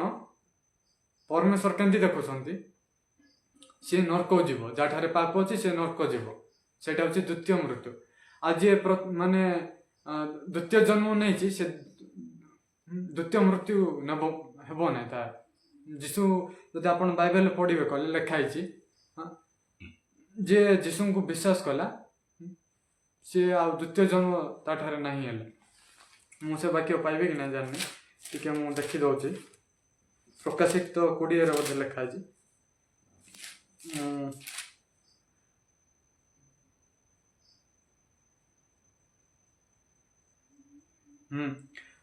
ठीक अच्छे मत मिलला प्रकाशित 20 पद पढ़तु के लिखाई मु गोटे लाइन ही पढ़ी ये बहुत विषय अच्छे किंतु से विषय मोर टॉपिक नहीं मोर टॉपिक हूँ द्वितीय मृत्यु द्वितीय जन्म किए प्रकृत द्वितीय मृत्यु पाई पारब से विषय मुझे कहूँ जो मैंने प्रथम पुनरुत्थान अंशी हमें से धन्य वो पवित्र से द्वितीय मृत्यु कौन सी अधिकार नहीं।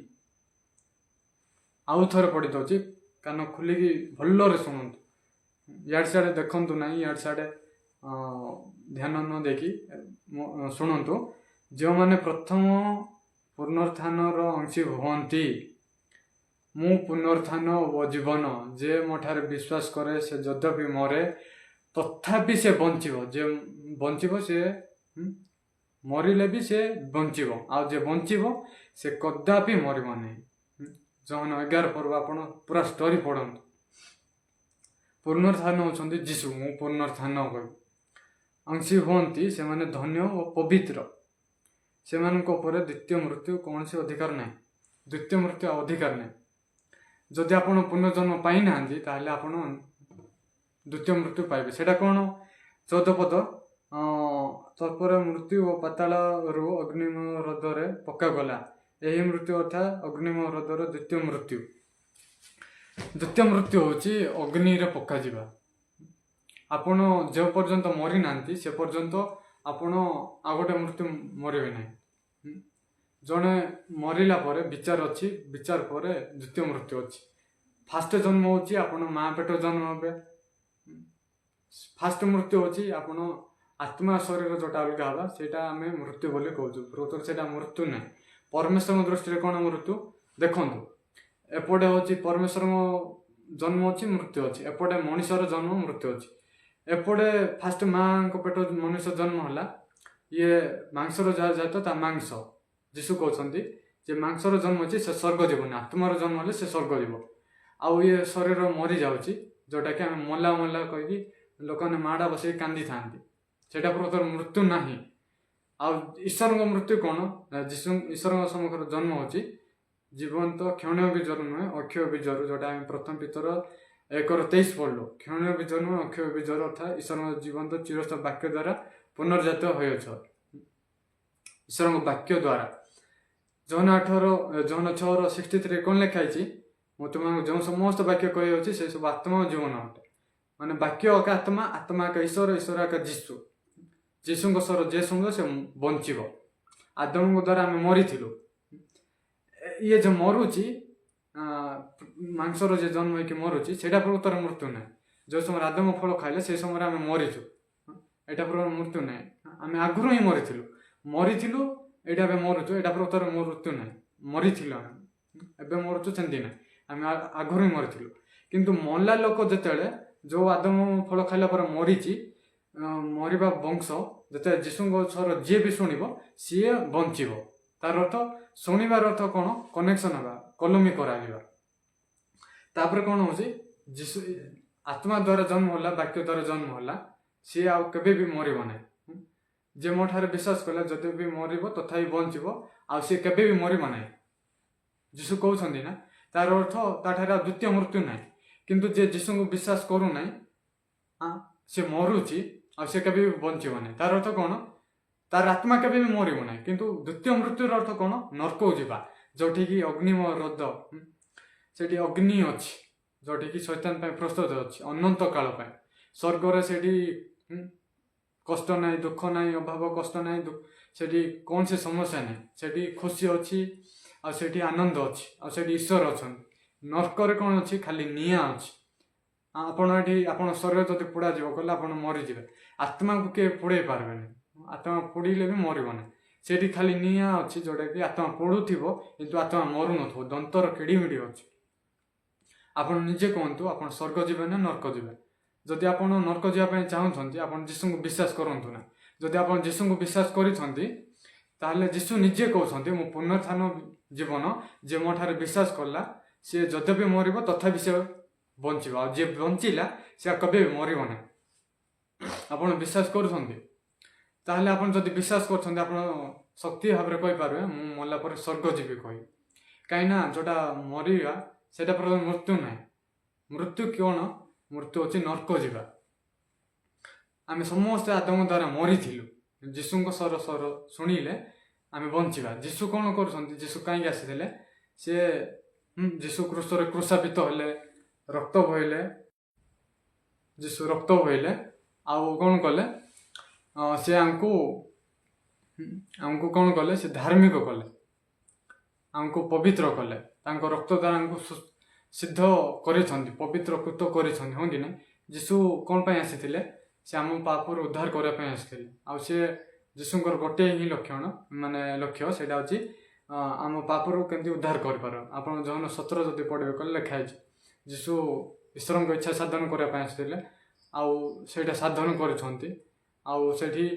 ईश्वर को इच्छा कौन जमी समस्त जपर उद्धार पाइबे सेटा जीशु कर्तव्य साधन करी स्वर्ग मध्य जा सारी आ द्वितीय थर सी पापी लोक आसबेनि जो मैंने अपेक्षा कर जदि विश्वास कर आदम द्वारा मरीची ताहले ही आपण पुनर्जन्म पाइपर जोटा कि आप शरीर द्वारा मरबे आ जीशु जे समाधि का हाँ लिखाई जीशु माने समाधि लोक मैंने जो स्वर शुणे से उठे सत्य किंतु जोटा लिखाई से प्रकृत आदम द्वारा मरी लोक लिखाई जदि मरीचु जदि आप विश्वास कर आदम द्वारा मरीची ताहले आप विश्वास करेंगे जीशु स्वर जब शुणे से समय आप बंचे आ बंचला जे आप केवे मरबे ना यहाँ सत्य यहाँ ही जीवन मु पथ सत्य जीवन धन्यवाद मुझे ही कहबी आपड़ जदि आउ विषय जानापी चाहते ताहले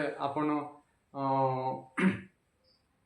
लिखिकी छाड़ू और प्रार्थना करवा धन्यवाद धन्यवाद दस प्रभु प्रभु तुम अनुग्रह कल से आम जन लोक जे आदम जिते परमेश्वर कहले तुम सत ज्ञान वृक्ष फल खाइले मरब जो समय फल खाइले से समय आम समस्त मरीअछु जड़े लोक द्वारा पाप द्वारा मृत्यु जगतर प्रवेश कला जड़े समस्ते तो पाप कले प्रभु से पाप जगतर प्रवेश कला से चोर डकायत प्रवेश करना मिछ कहर प्रवेश करना पाप प्रवेश कला शैतान प्रवेश कला जो पाप से मृत्यु अच्छी आठी जीशु कहते मांसर जहाँ जात ता मांस आत्मार जहाँ जात ता आत्मा गीत संहिता 51:5 लिखाई जे माँ पेट जन्म होती सी अपराध निर्मित होगी पापरे जन्म होती तार प्रकृति अच्छी पाप कम करवा हाँ प्रभु ताहले से आम जेहेतु जन्म हो माँ पेटू आमर प्रकृति अच्छी पाप कम करवा आउ जिते जन आत्मा द्वारा जन्म हम आत्मा हूँ तुम वाक्य आटा हूँ क्षण बीज नुह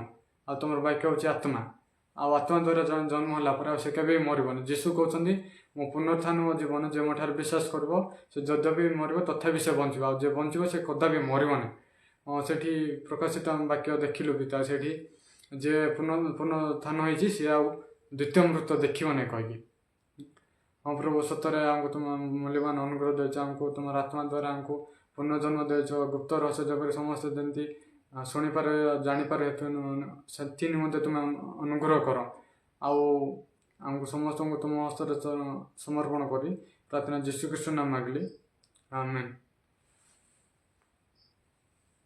धन्यवाद मत की कहबी जहाँ भी जदि क्वेश्चन अच्छी कले आप लिखिकी छाड़ू आटा बारंबार शुणु यहाँ सहज विषय ना जेहेतु आपड़ जदि स्वर्ग जीवार इच्छा कले यहाँ शुणा दरकार जदि आप चाहते ମୁଁ ସ୍ୱର୍ଗ ଯିବି ନାହିଁ, ତାହେଲେ ଆପଣ ଶୁଣନ୍ତୁ ନାହିଁ। ଧନ୍ୟବାଦ, ଏତିକି କହିବି।